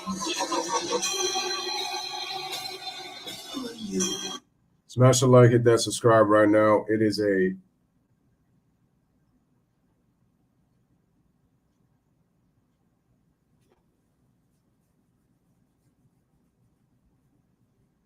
wait, Kobe, are you talking about KD? He hasn't scored a field goal this half, and his team is still up. Smash the like button. Like I was saying, yeah, I'm gonna have to do the comparison in terms of the percentages to really see to really make the comparison if Clay honestly really won or deserved to be Defensive Player of the Year. I'm gonna have to also see who was also in the running for that award. I think that's a proper comparison to make, because I don't even think Clay even finished in the top 10. I could be wrong about that, but that's what I think, because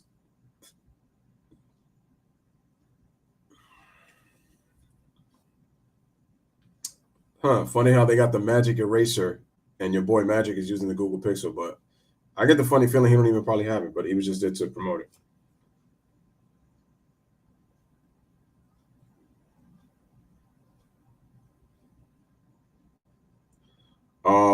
Okay, he's saying this happens when KD struggles heavily, but he gets to the line getting bailed out. Kobe, I see this stuff all the time. 14 free throws. Tyrese says that's because of the media. Like I said, I'm gonna look into that. Does Kawhi won the Defensive Player of the Year? Well, let me see. I'm gonna have to see. Because the thing is, the media has done this to Clay for a long time. He didn't make an All-NBA team until 2019. He also didn't make an All-Defensive team, I think, until 2018. So, yeah, they prop up Clay so much for the benefit of LeBron James, but why is it that Clay hasn't made an All-Defensive team? That to me is the crazy part. So I have to see who was in the running for Defensive Player of the Year to see if Clay really should have been the guy winning the award, if Kawhi won it off a reputation. So sometimes those per game averages, they can factor in, and then you look at the advanced stats in terms of the effect on defense and your impact. But I mean, Clay definitely has impact on the defensive end. I mean, he's guarded Kyrie Irving in the finals, and Kyrie's not an easy guy to guard. Every prop, even every shot. And you'll get your winnings as soon as the buzzer sounds. Make every playoff moment more with FanDuel Sportsbook. Right now, new customers get a risk-free first bet up to $1,000. Download FanDuel today. It's crazy. Taking off, presented by Turkish Airlines, the upcoming national TV schedule. Game 3, Dallas and Utah at 9, Milwaukee and Chicago at 8:30, Miami and Atlanta at 7 on Friday. Tomorrow, ABC, around Friday, ABC, Heat, Hawks, and Suns and Pels. And there is Giannis Antetokounmpo, two-time MVP, getting ready at Fiserv Forum. Taking on the Bulls tonight. Game 2, and it's coming up on TNT. Gus Johnson and Greg Anthony on the call for that one. Some housekeeping here. They looked at a 3-ball by Seth Curry. All right, they give the ball to Kyrie Irving. Into this fourth quarter, changed it to a 2. So knocked a point off for Brooklyn. It's a 5-point game. Kyrie gives it over to Kevin Durant. Guarded by Tatum. And right away, Shoots it. Misses. Another offensive rebound. Dragic gives it off to Seth Curry. Seth drives. Second chance opportunities here. Curry. Oh. Nope. Another, that's off of Dragic, off of his leg. That will be Celtics basketball. Almost another offensive rebound for Brooklyn. They've got 7 now. They come away with no points. But Brooklyn, though, or Boston has to do a better job of having awareness that they're giving up all these run-ins and acts. Payton Pritchard with the ball. Bounce pass to Tatum. Tatum kicks it out. Jaylen Brown can cut it to 2. He got it. 3-ball. 2-point game. 7th assist tonight. He had 8 in game 1. He's struggling. KD is breaking. 92-90, 2-point game. That's what you need to see out of your stars right now with this loaded up defense. Here's Kyrie Irving with the ball. Jalen on 6 of 14, but good shots. Kyrie shoots the jump shot. No. Nope. Here's Pritchard. Celtics can tie or take their first lead of the game. Jaylen Brown. Crossover. Pritchard. Gives it to Brown. Fakes it. Jaylen Brown goes up off the glass. He scores. We are tied. Jaylen Brown with 5 quick points. We're tied once again. For the 3rd time. It's been Here we go. Kevin Durant. Has never surrendered the lead. Durant crossover. Loses it. Another turnover.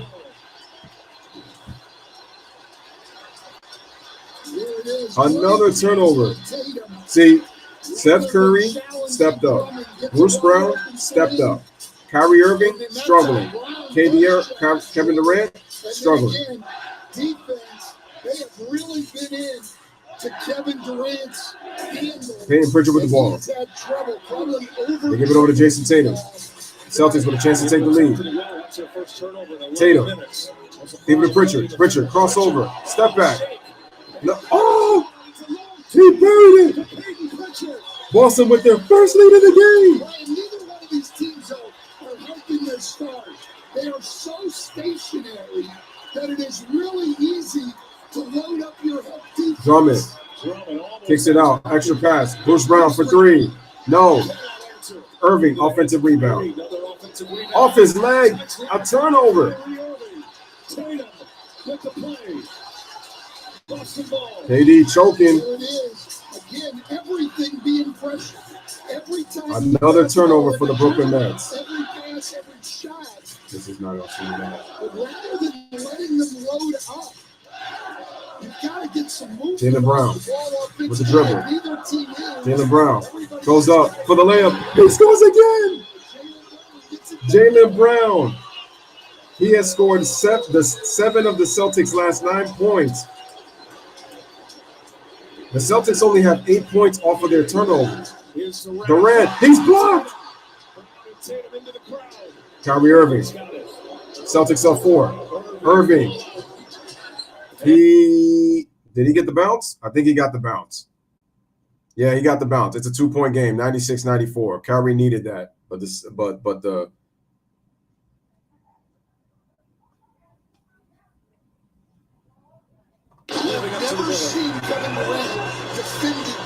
see, that's the problem. Pritchard. Crossover. Pritchard almost loses it. 3 seconds. 2 to shoot. Tatum. Oh, no, he can't hit. Offensive rebound. Graham Williams kicks it out. Jaylen Brown shoots a 3-pointer. He drains another one. Why is Steve Nash not calling a timeout? Kyrie Irving.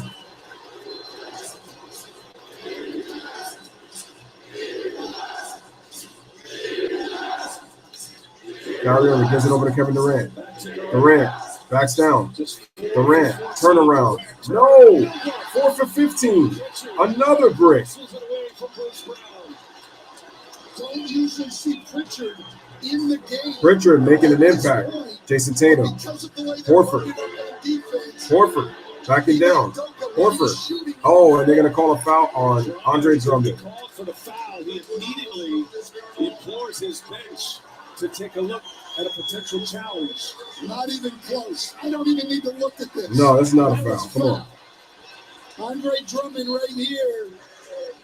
He takes a swipe all the way across his body. I'm going to say it again. Giannis Antetokounmpo is the best player in the world. KD cannot impose his will on the game if he's not scoring the basketball. 5:23 remaining in the fourth. It is a 5-point Boston Celtics lead. Even when it hurts. Even when there's nobody there to see it. So, ladies and gentlemen, check this out.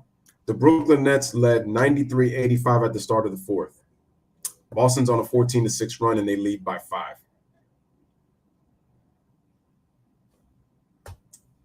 Actually, I'm sorry. No, wrong. They're on a 14-1 run. Excuse me. You see what I'm saying? Kevin Durant, when you're physical with KD, he cannot deal with that type of defense. Look at the shots that KD would normally make, and he's missing. There's no excuse. This is the game that you had to have, and KD had to impose his will.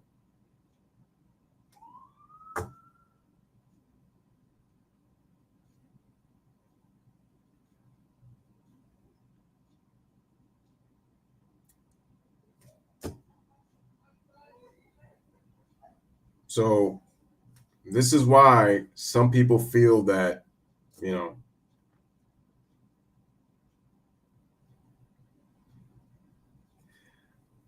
see, I'm sorry, man, but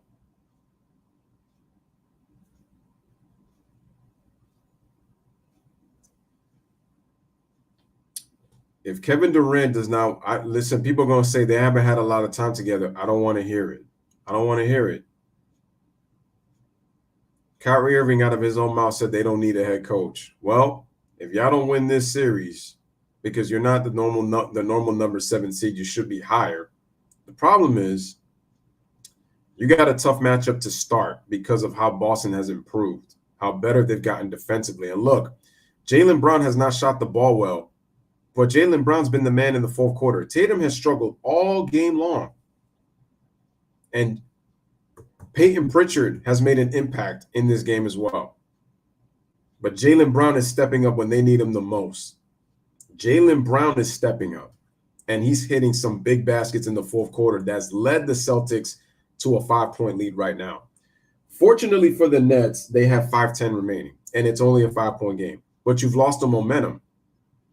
Kevin Durant's not attacking the basket. Well, the defense is not really letting him attack. They're sending a second guy after him. KD is also showing that he's really not a good passer when he gets doubled neither. That's another thing that's getting exposed too. I remember Jeff Van Gundy was saying Kevin Durant has really improved his playmaking, but I was like, with the players that Golden State had and you look at their system, Kevin Durant looked better than what he really was. As great as Kevin Durant is, Golden State kind of hid his flaws in a way too. Kevin Durant's played some good defense. Don't get me wrong, he has. But offensively, he's been awful. And he has 6 turnovers. I wonder what excuse Skip is going to come with tomorrow. What excuse is he going to come with? Look at Jason Tatum. He's making the right play. And Jaylen Brown's open. Boston is up 5. Here's Peyton Pritchard with the ball. Peyton Pritchard gives it over to Jaylen Brown off the screen. Shoots a 3-pointer. Oh, my God, that would have put the Celtics up 8. Kyrie Irving's got to respond now because Kevin Durant clearly don't got it right now. And Kyrie hasn't taken the amount of shots that Durant has. Kyrie gets into the paint. He can't hit. Great defense. See, and this is the thing with Kyrie Irving too. This is what happens when you psych yourself out and don't really pay attention to what's going on, because you see now it's really messing you up. Jaylen Brown kicks it out to Horford in the corner for 3. Oh, he can't hit. Then Boston is trying to look for that home run play. Kevin Durant goes around, and Grant Williams is going to foul him. With 4:38 remaining in the fourth quarter, this is still a winnable game for Brooklyn. But right now, with the way things are going,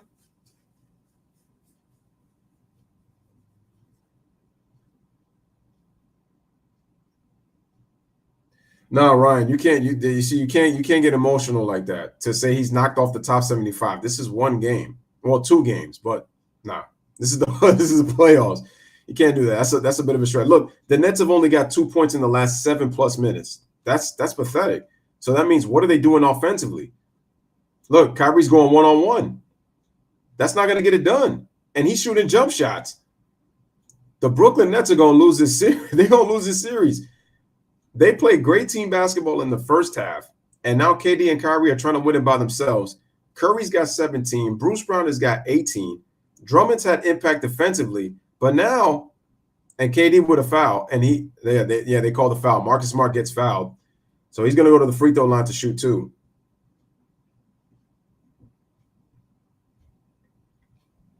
Yeah, you can't. Yeah. Listen, I get that you want KD and the Nets to win so badly, so bad, but you can't just get emotional like that and just say, oh, he's not a top 75 player after 2 games. And look, guys, Kevin Durant just got his 5th foul.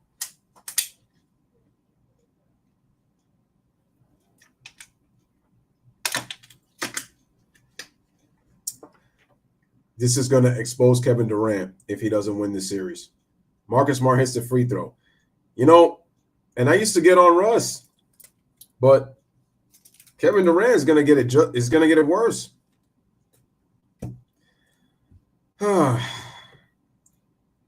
This is going to expose Bron and KD at the highest levels if the Boston Celtics were to knock the Nets off, because they're going to say, again, look at that. Bron had an awful year.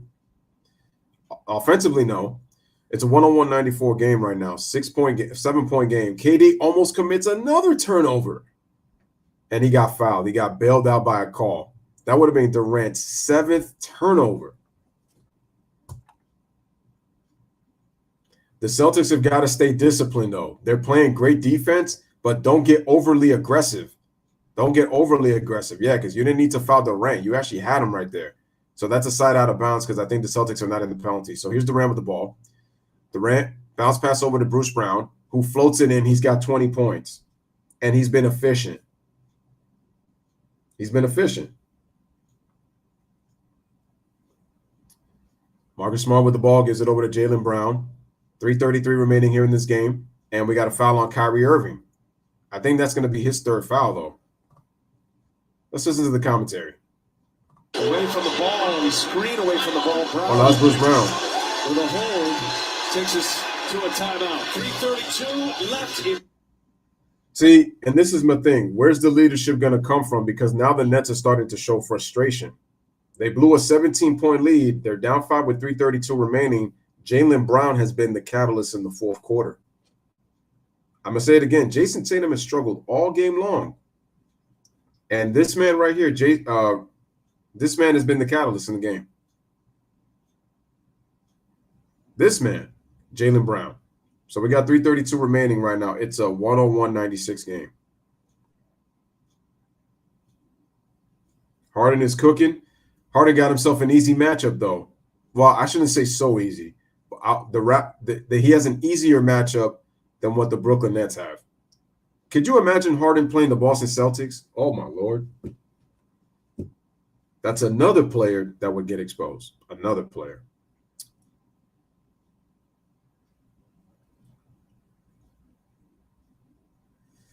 Durant's going to get labeled with a failed super team. I'm telling you.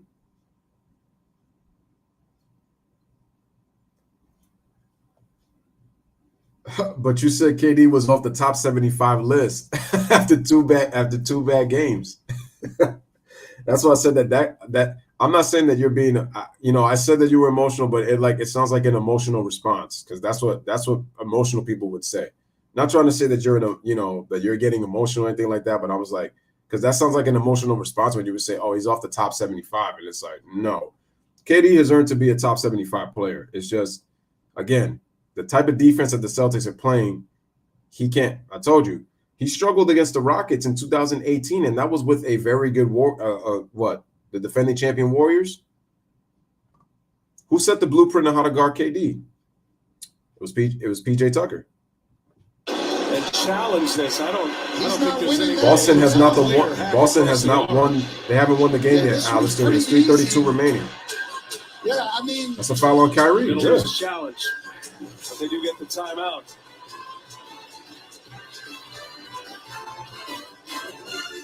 The lights, the energy.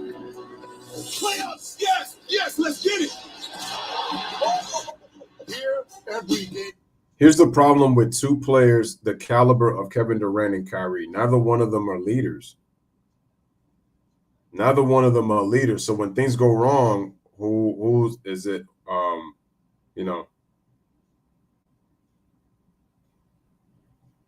That's the thing. Like, well, what's going to happen?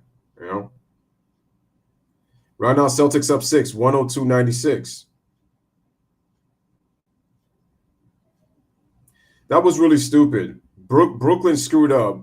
They blew the lead, and they're trying to challenge a call that's a clear foul. That's just so stupid.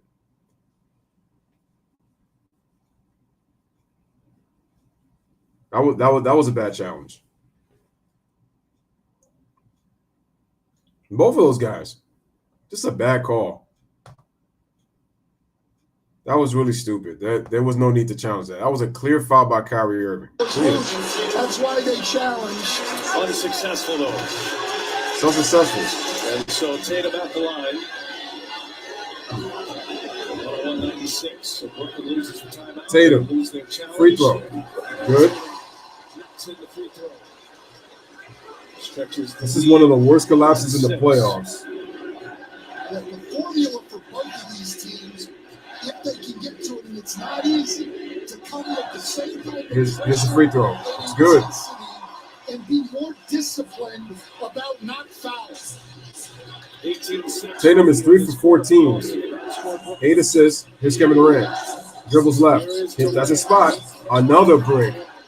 Kevin Durant is 4 for 16. 0 for 9 in the second half.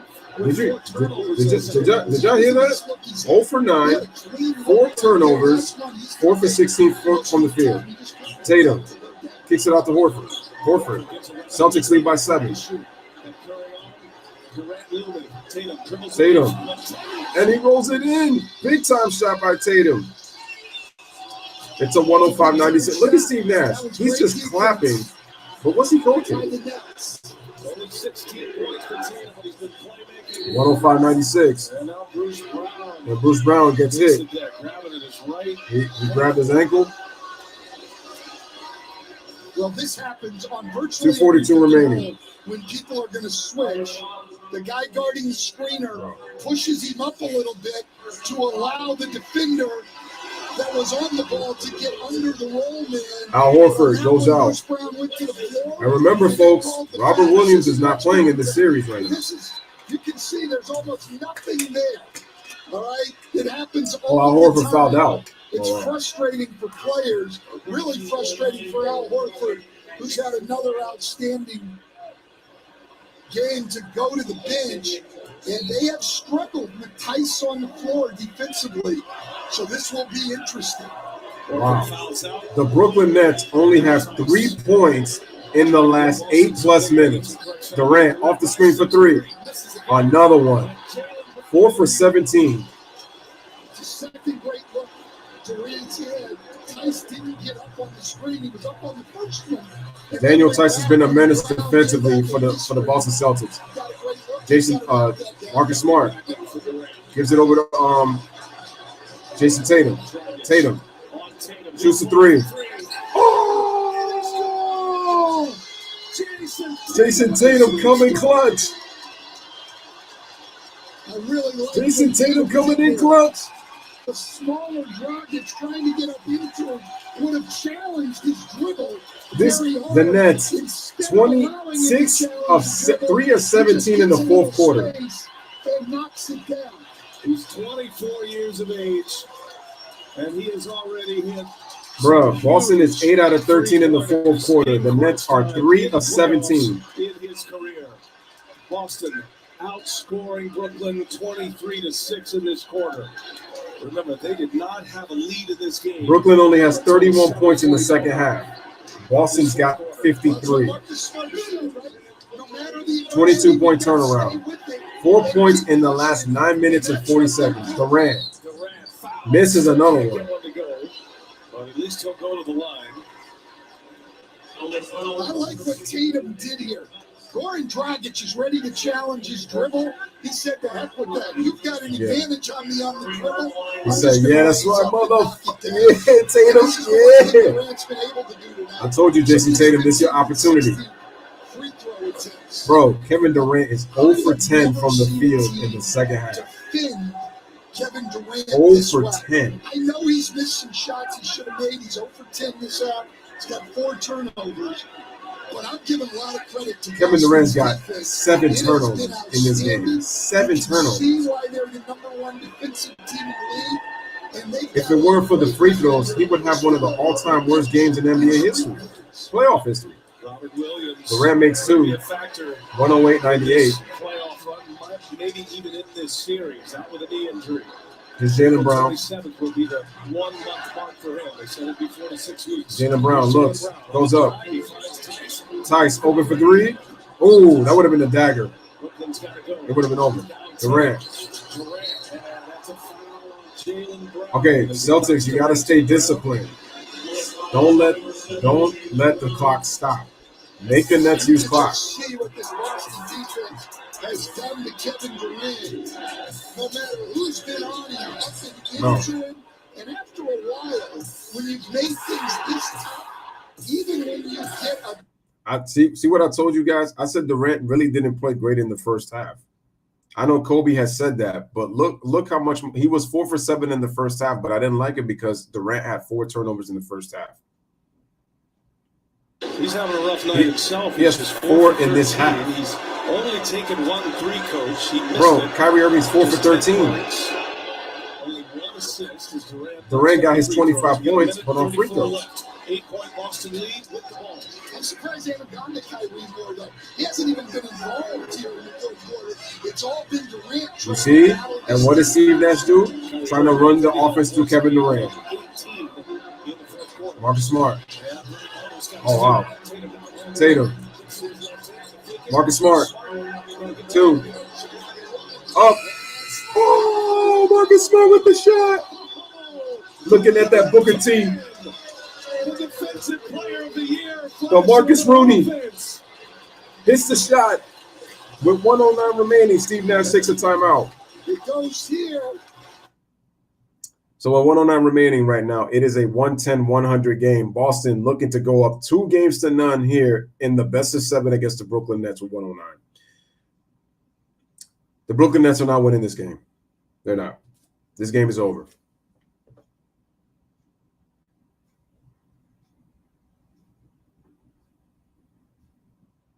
Well, Kobe fan, you know that they're not going to quiet the KD nut lovers. It's going to continue because they're going to hang on. If James Harden was playing better, if Kyrie wasn't hurt, they beat him. I know Brooklyn's had some injuries, but again, I'm at this point, there's no excuses. Remember, because they always say playoffs is a 0-0 season, right? Man.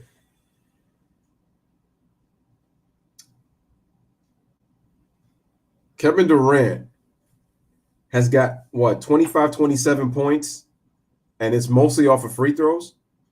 I don't think Kevin Durant's hit a 3 in this game, or has he only hit 1? 6, 9. Bro, Kevin Durant's gotten to the line 16 times.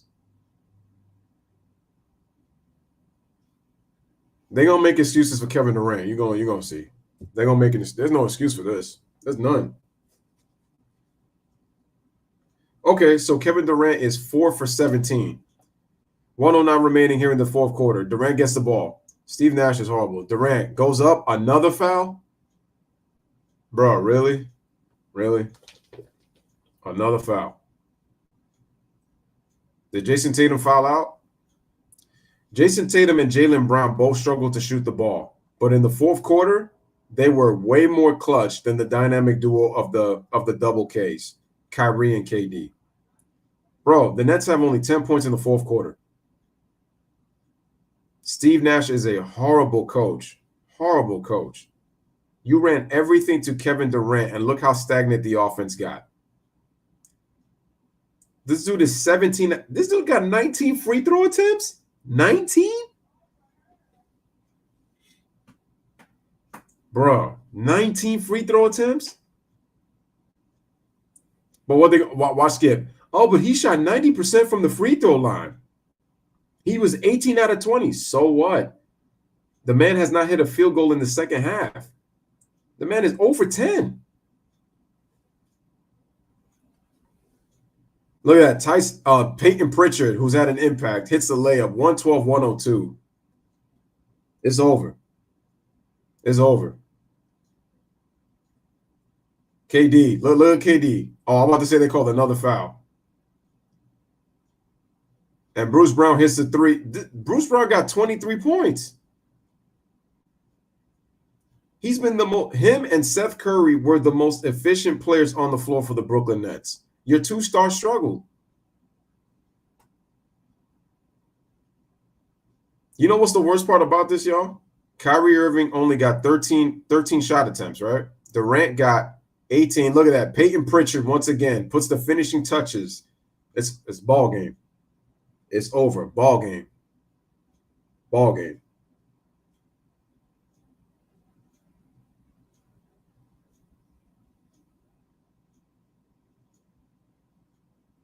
Man, this game is over. It's over, folks. It is over. The Nets blew a 17-point lead. They were up 8 early in the fourth quarter, and since it was a 93-85 game, the Celtics have gone on a 29-12 run when it was an 8-point game early part of the fourth quarter. The Nets at one stretch had 4 points in over 9 minutes and 45 seconds. Kyrie deserves blame. but the most blame goes to Kevin Durant. Shannon's going to have a field day with this one. KD 0 for 10 in the second half. KD took the most shots. How many times did KD go to the line?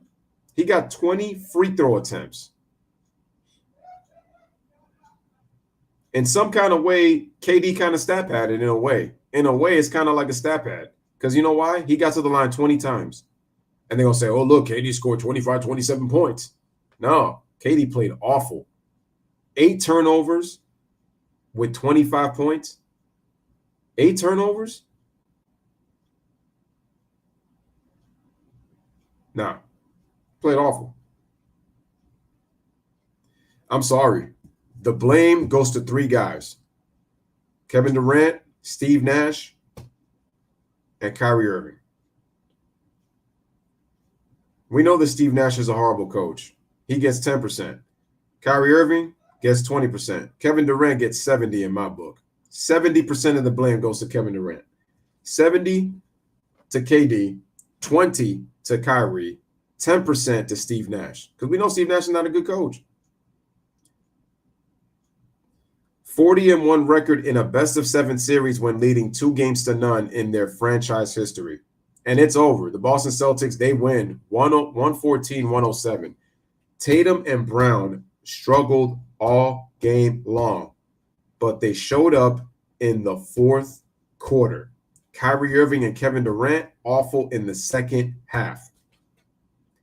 See, they moved the ball and tried to get other guys involved, and then they tried to take over the game with their isolation basketball. They played right into the Celtics defense. What did I tell y'all? And I said the turnovers was what was killing Kevin Durant despite the game he played in the first half. And I said if he turned the ball over less, I would have said KD had a great first half. KD had probably the most nightmarish second half that I've probably ever seen him play.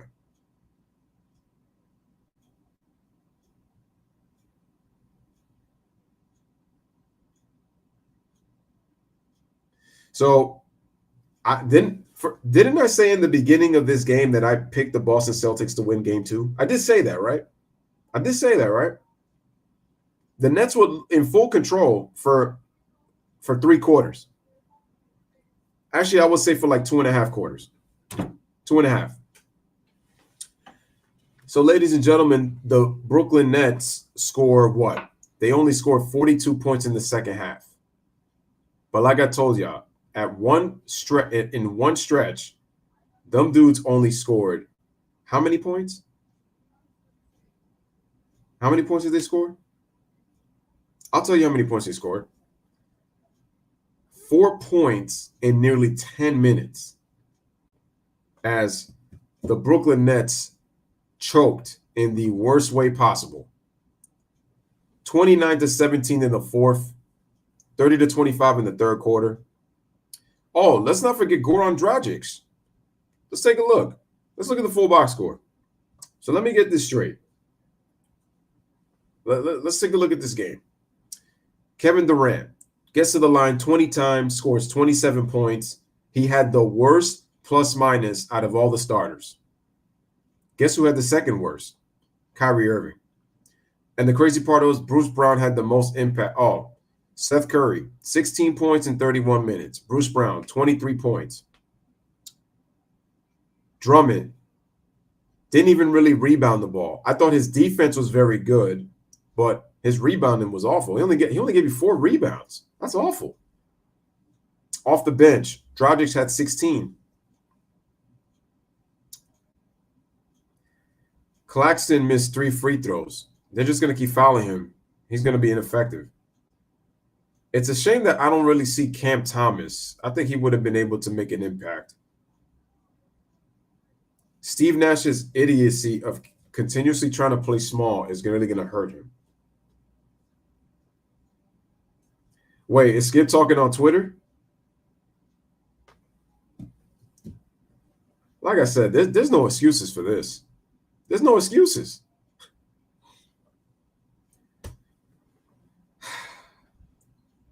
The series is not over yet, but Brooklyn is halfway into danger zone. If the Brooklyn Nets do not win game 3, it's over. It's over. Game 3 is on Saturday. Wait a minute. How come the Toronto Raptors play in a day between, but the Brooklyn Nets and the Boston Celtics get 2 days off before? Some fishy about that.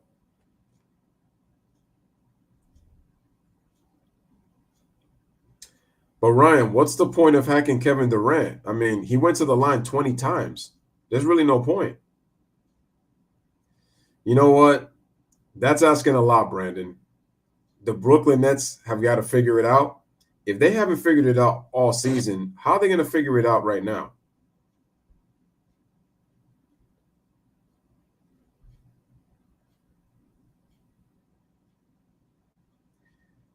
What does Skip mean by that? Oh, basically that Kevin Durant struggled because of his struggles, Boston won. Please. It was the defense. It was Boston's defense. Give Boston's defense a lot of credit. Wait. Let me get this straight. Like I said before, if the Brooklyn Nets have not figured out anything by now, how are they going to figure it out?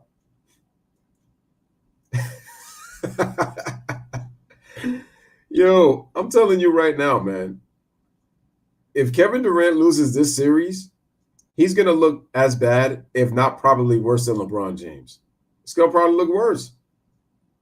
What did I tell you guys a long time ago? I said that Bron and KD didn't win their championships until they teamed up with multiple All-Stars. KD tried to get Carmelo Anthony. That didn't work out. Him and Kyrie, two sensitive-ass basketball players, teamed up together. And they honestly were talking like if they were going to be NBA champions. Again, both of those guys are great. They're skilled, great players. But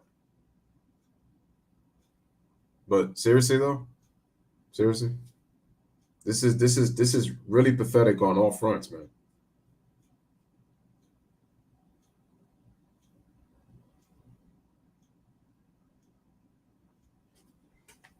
Wow. If you look at the thing is, I'm not even going to look into the stats because, quite honestly, what won the game was really, again, if you look at Tatum and Brown, they showed up. That's how alphas do it right there. They showed up when it mattered. Both Tatum and Brown struggled all game. Brown shot a little bit better than Tatum, but when it mattered, they hit the big baskets.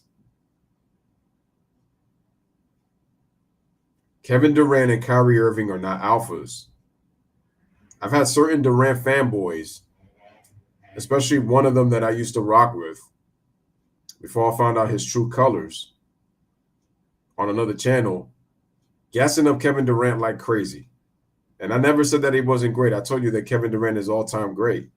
But look what Boston has exploited.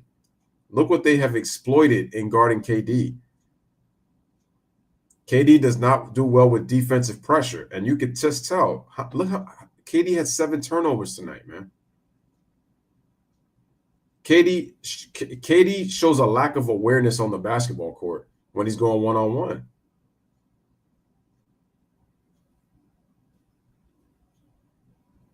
Giannis Antetokounmpo has more impact than Kevin Durant does. When Kevin Durant doesn't score, what impact does he really have on the basketball court?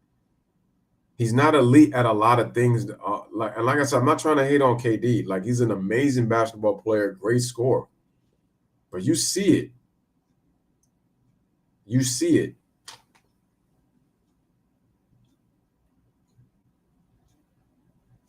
This is why Kevin Durant should have stayed in Golden State, because now he was trying to rewrite his own leg. Like I said before, KD would have forced the media to shut up had he stayed in Golden State. But because he went here, and KD would have lost in terms of he would have never been a media darling. But the thing is, again, he would have had the media on the cusp of his finger. Like, they would hate Kevin Durant so much. Kevin Durant would be loving it though. The problem is though, now it's given the media more ammo. Kevin Durant's own doing. Like I said, KD can do what he wants. He's a grown man. He makes his choices. But what I'm saying is now, with how much he struggled, he's given the media more ammo now, especially Shannon Sharp and Nick Wright. That's what's happening. Because if he loses this series, it's going to be, well,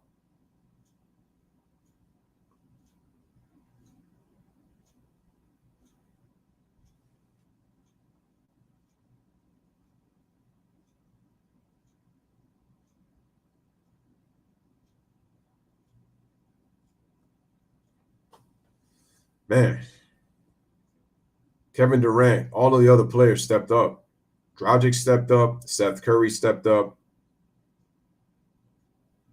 Bruce Brown stepped up. Now Drummond, I would have liked to see more rebounds because he only had 4. That's not great at all. And for the most part, the Nets were controlling the boards. Because you see what Kevin Durant is doing? If Kevin Durant doesn't win, what's going to be the narrative? Kevin Durant can't win unless he's playing with Steph and Clay. That's what's happening.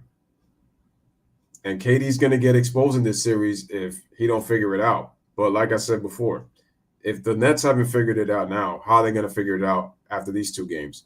Because you lost on a game-winning layup by Jason Tatum by the skin of your teeth, but then you blew a 17-point lead and you were down by as many as 12 points in the 4th quarter. And at one point, you went over 9 minutes with just 4 points. How many shots did the Nets? At one point, the Nets missed 14 out of 17 shots in the 4th quarter. And like I'm saying before, Jason Tatum, he may have struggled, but he hit the big shots when needed. And Jaylen Brown too. Because in the past, the Celtics would have folded in situations like that.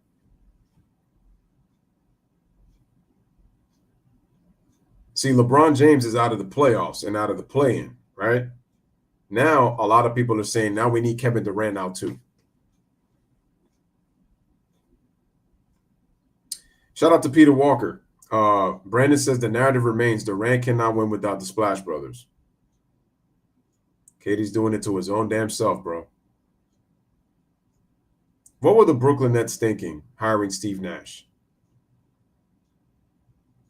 If I knew that Steve Nash was just this clueless.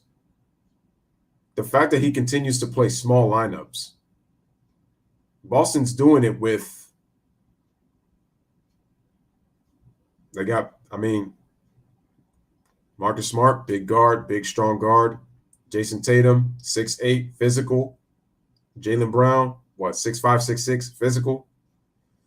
Al Horford, he's been one of the best defenders in the NBA for a long time because Al Horford, he really, with his body, he's hard to move, Al Horford, believe it or not. And he does a really good job with his feet. Doesn't really get himself baited a lot. Brandon said, I've seen enough of Steve Nash last season. Did you see the impact that Jason Tatum had? Jason Tatum had 8 assists tonight. When he wasn't scoring the basketball, he wasn't really trying to force it. It was frustrating, but he kept finding the open guy. He found other ways to get involved. Kevin Durant, yeah, he got to the free throw line 20 times, but he was 4 for 17 and didn't hit a single field goal in the second half. So, doesn't really mean anything. He said, shout out to Wayno. Guys hit the like. Yeah, and it's crazy how people still try to say Tatum is overrated. He's a great all-around people can get a free player. Samsung Galaxy S22 when they trade in a Galaxy. Any year, any condition. Oh, I get it. Sorry So you take your about old that. phone Give me that one you've had second. for 12 years and loved every minute of, and trade it in for something new that suits your life now. That's right. Yeah. Didn't enjoy it. Sorry, that was one of the ads that always pops up when I put the scoreboard up. Man. No, you know what I'm saying? You know what I'm saying, Wayno? The thing is right now, I said it right now. Jason Tatum, this is his opportunity to put himself in that conversation because I really think Jason Tatum is one of the best young players in the game.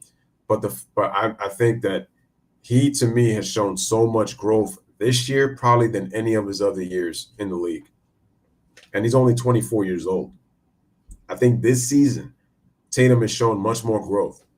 He struggled, but he still played great defense. He still was making plays out there. got his other guys involved. He did other things. And he hit big shots when they were needed. Hit 3 big shots in that fourth quarter when the Celtics were making their run. Well, I'll still wild out on James Harden. You know that, because he keeps getting labeled. He's the best scorer of all. He's the greatest scorer since Michael Jordan, and trying to dismiss Kobe like if Kobe wasn't a great scorer. Are you kidding me? Like, please. But yeah, Jason Tatum, like I said, this is his opportunity, and he's taking advantage of it. You know, like I said, he was great in game 1, 31 points at the game-winning layup. Game 2 struggled, but made the right plays at the right time. The Celtics, Ime Udoka deserves a lot of credit too. Marcus Smart showing great leadership on the bench. I'm going to ask you a question for Brooklyn. Who's the leader of the Brooklyn Nets? So when the Brooklyn Nets get down, look, Steve Nash, not at one point, didn't even try to stop the momentum when the Celtics were coming back.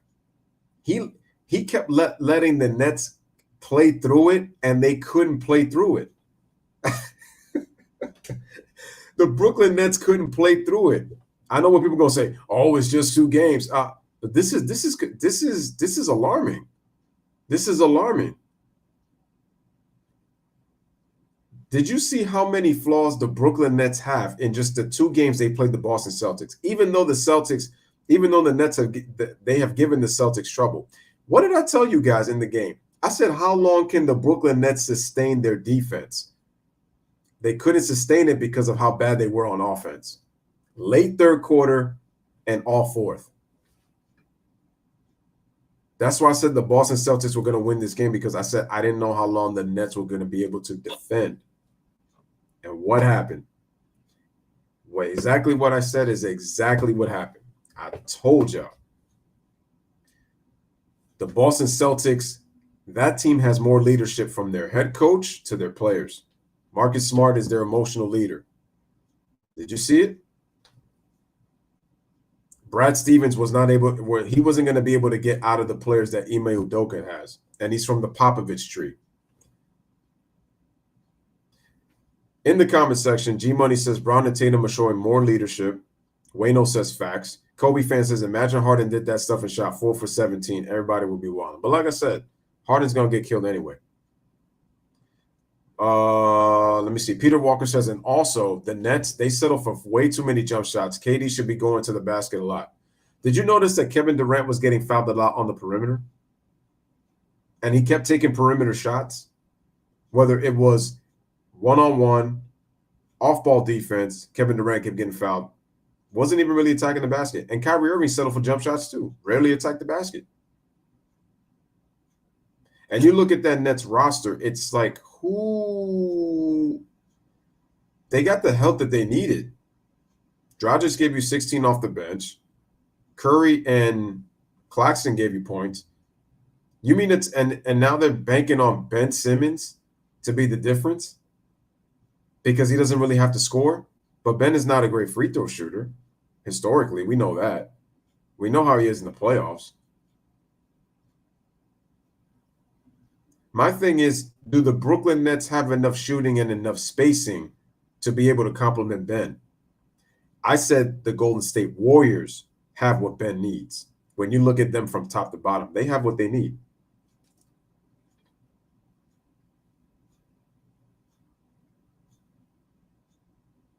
What is going on? I gotta see something. Hold on a second. Guys, make sure to hit the like. Definitely appreciate everybody coming through.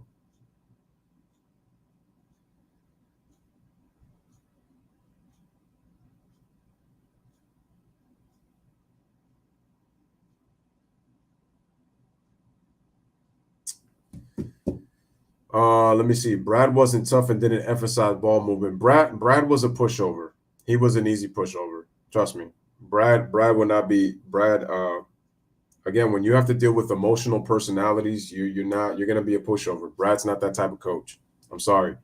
It has to be a team to where it's like they're not going to be able to really respond to him, which the Celtics weren't doing really.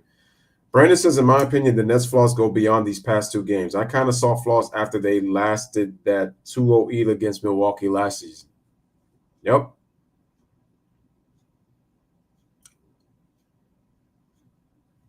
Oh, the 2-0 lead that they lost and then ultimately ended up losing in 7? Yeah. People are going to say, well, when Kyrie got hurt, that's when the series changed. You know? It's crazy.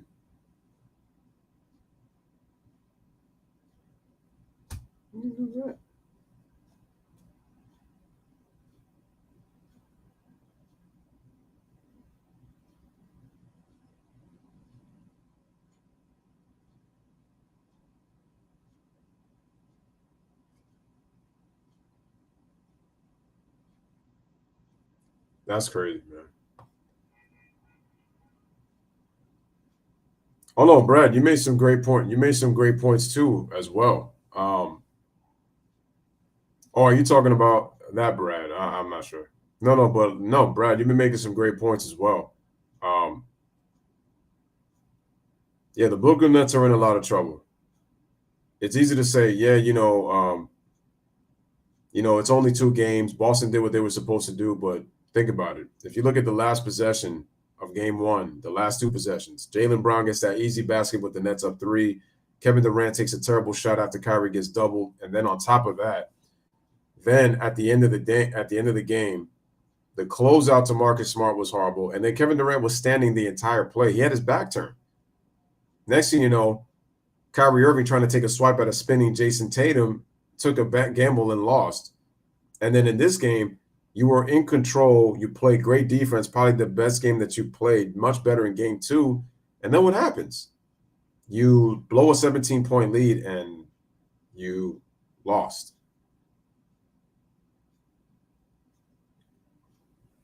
Peter says, everybody keep telling me that KD is the best player in the world, but he ain't showing me that at all. Brad says, am I going to be calling game 3? Yes, I will. I'll be calling game 3. I've seen him win those type of games before. KD is so flat-footed.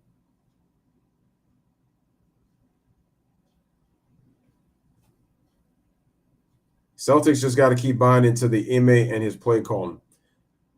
Like I said, how do the Celtics win this series? By winning game 3. They win game 3, the series is over.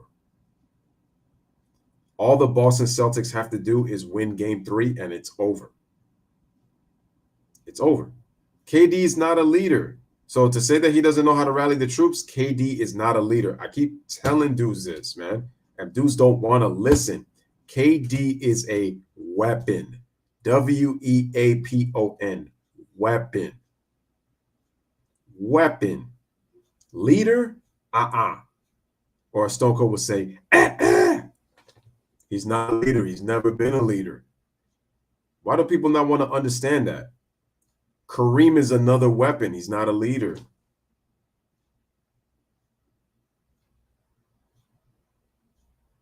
Giannis Antetokounmpo, leader.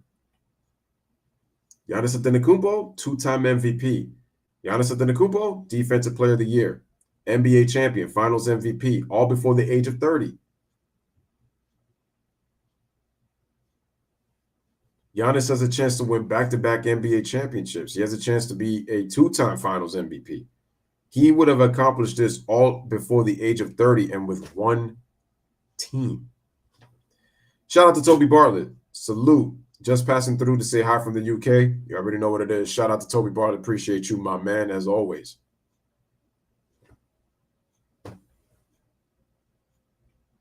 Like I said, KD, it ain't hate, bro. It's just from what I see. And what I see is Giannis Antetokounmpo is the best player in the world, number 1. And number 2, I said it, man. KD, you're not a leader. Steve Nash is not a leader. Kyrie Irving has never been a leader, so we know that about him too.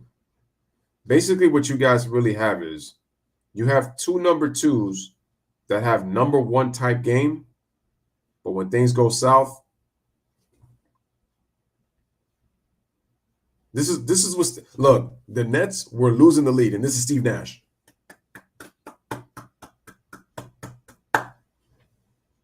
He got the Kendrick Perkins blueprint, averaging what, 90 claps a game off the bench. Steve Nash is not a real coach. Steve Nash is not a real coach. Well, I'm going to be honest with you, Kobe fan. LeBron is really not a leader neither, but it's just he's really not a leader neither. LeBron has been masqueraded as a leader, and his leadership got exposed when he went to Cleveland, even if he did win that one title. Even if he won a title with the Lakers. We could easily say at least he got it done. Was he the best player? Absolutely, but LeBron has never really been a great leader neither. He had to learn to become one by going to the University of Miami. That's where he got his college education for 4 years. And I felt that he graduated, but then went back to old Bron. It's weird. It is weird. Yeah, he's not really a leader, though. But my gosh, not as bad as Kevin Durant, though. No, it's not. People could call me a KD hater all they want. I've always given KD his praise, but from what I've seen, PJ Tucker gave the blueprint, and you can clearly see it. It's clear as day right there. Wayno says the Nets ruined their team when they traded all of their depth for James Harden, but as a Celtics fan, I'm cool with that because it would have been a tougher series. You don't think that the Nets miss Jared Allen right now? You don't think Karis LeVert would have been nice to have right now? I'm just saying. You know? It would have been nice to have right now.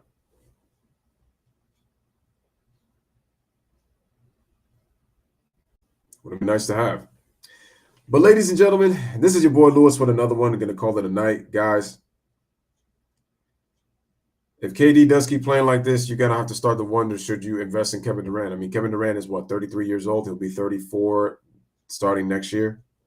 I mean, it's not at the level of, LeBron, obviously, because LeBron's 37, going to be 38. But they lost Spencer Dinwiddie. I mean, yeah, it was – I know – and look at the impact Dinwiddie's having right now with the Dallas Mavericks. So that just lets you know. But anyway, guys, Game 3 Saturday. This is do or die for the Brooklyn Nets. They don't win this, it's over. And Kevin Durant is going to be looked at very different after Phil. I know what they're going to say. Kevin Durant and Kyrie didn't have enough time. Kyrie, because Kyrie didn't get vaxxed. People are going to kill Kyrie because it's like, look, you didn't want to get on the court. You killed the chemistry of the team and da-da-da-da-da. The Nets were 36-19 when Kevin Durant was there. What does that matter now? I'm sorry. What does that matter now? The Brooklyn Nets organization is just as stupid because look what happened. They traded for James Harden, and because Kyrie Irving wasn't there, he bolted to Philadelphia. You see? Skip Bayless, you're going to have to eat the biggest crow in the world if your boy Kevin Durant don't get it done. And Kevin Durant already said he don't even roll with you. He don't know you. So it's going to look really bad. Skip, you better come with that blindfold on because you're going to be the leader of the Kevin Durant blind witnesses if your boy don't get it done and win this first round series. I mean, Kevin Durant's got to win the championship because the Nets have championship expectations. But what I'm saying is because now you're the number 7 seed. So there's some context. But again, you don't get it done. Sorry.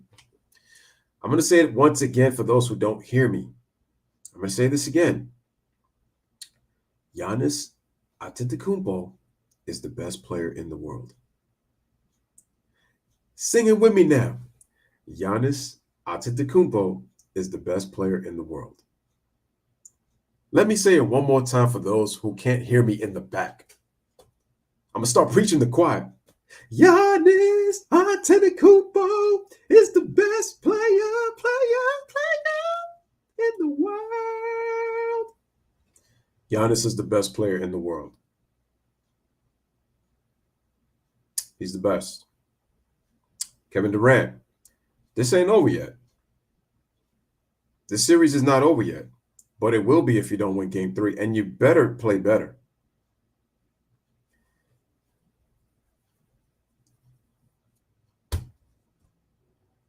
As for the Philadelphia 76ers, I feel like Harden kind of got it easy now because he don't got to deal with the drama that's surrounding KD and Kyrie. You see how quick James Harden kind of bolted, forced his way out, and look, KD and Kyrie are taking the blunt right now.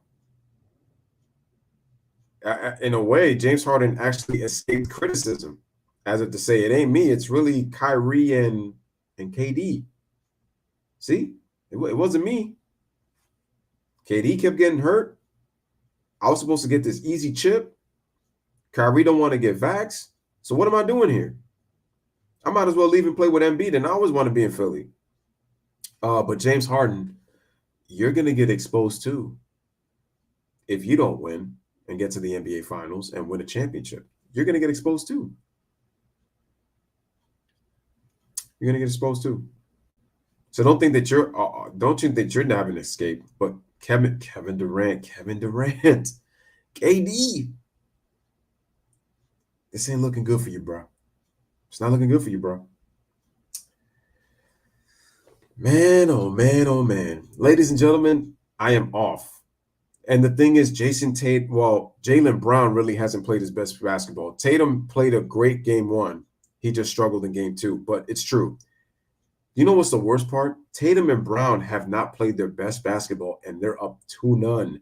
That's why if you're Brooklyn, you have to be worried. You have to be worried if you're Brooklyn. Tatum and Brown have not played their best basketball, and they're up 2-0. If they play their best basketball at the same time, you guys are done, man. And if Robert Williams comes back, that's even worse because he's going to help with their interior defense. Oh, man. Anyway, guys, have a wonderful night. Take care. We'll be back on tomorrow, probably with some baseball. If not, I'll be back with some basketball. Anyway, smash a like, continue to hit that subscribe. This is Louis Sports Network saying,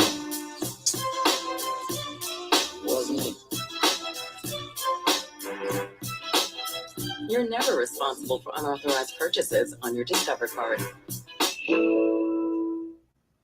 The closer role in Kansas City appears to have changed hands as Josh stopped. It's so funny. It's so funny that song popped up. Oh, man. It wasn't me. Anyway, guys, have a great night, man. Continue to like, continue to subscribe, continue to share. Shout out to Nets and Celtics fans everywhere. Salute. You already know what it is. Monkeys play the truck, and I'm so many times, and I just wish they would just stop. You know what I mean? Just stop. I mean, he was, Michael Jordan. I'm Kobe Bryant. I mean, we're two different players, and I wish people would just let it go. It really annoys me because you can't compare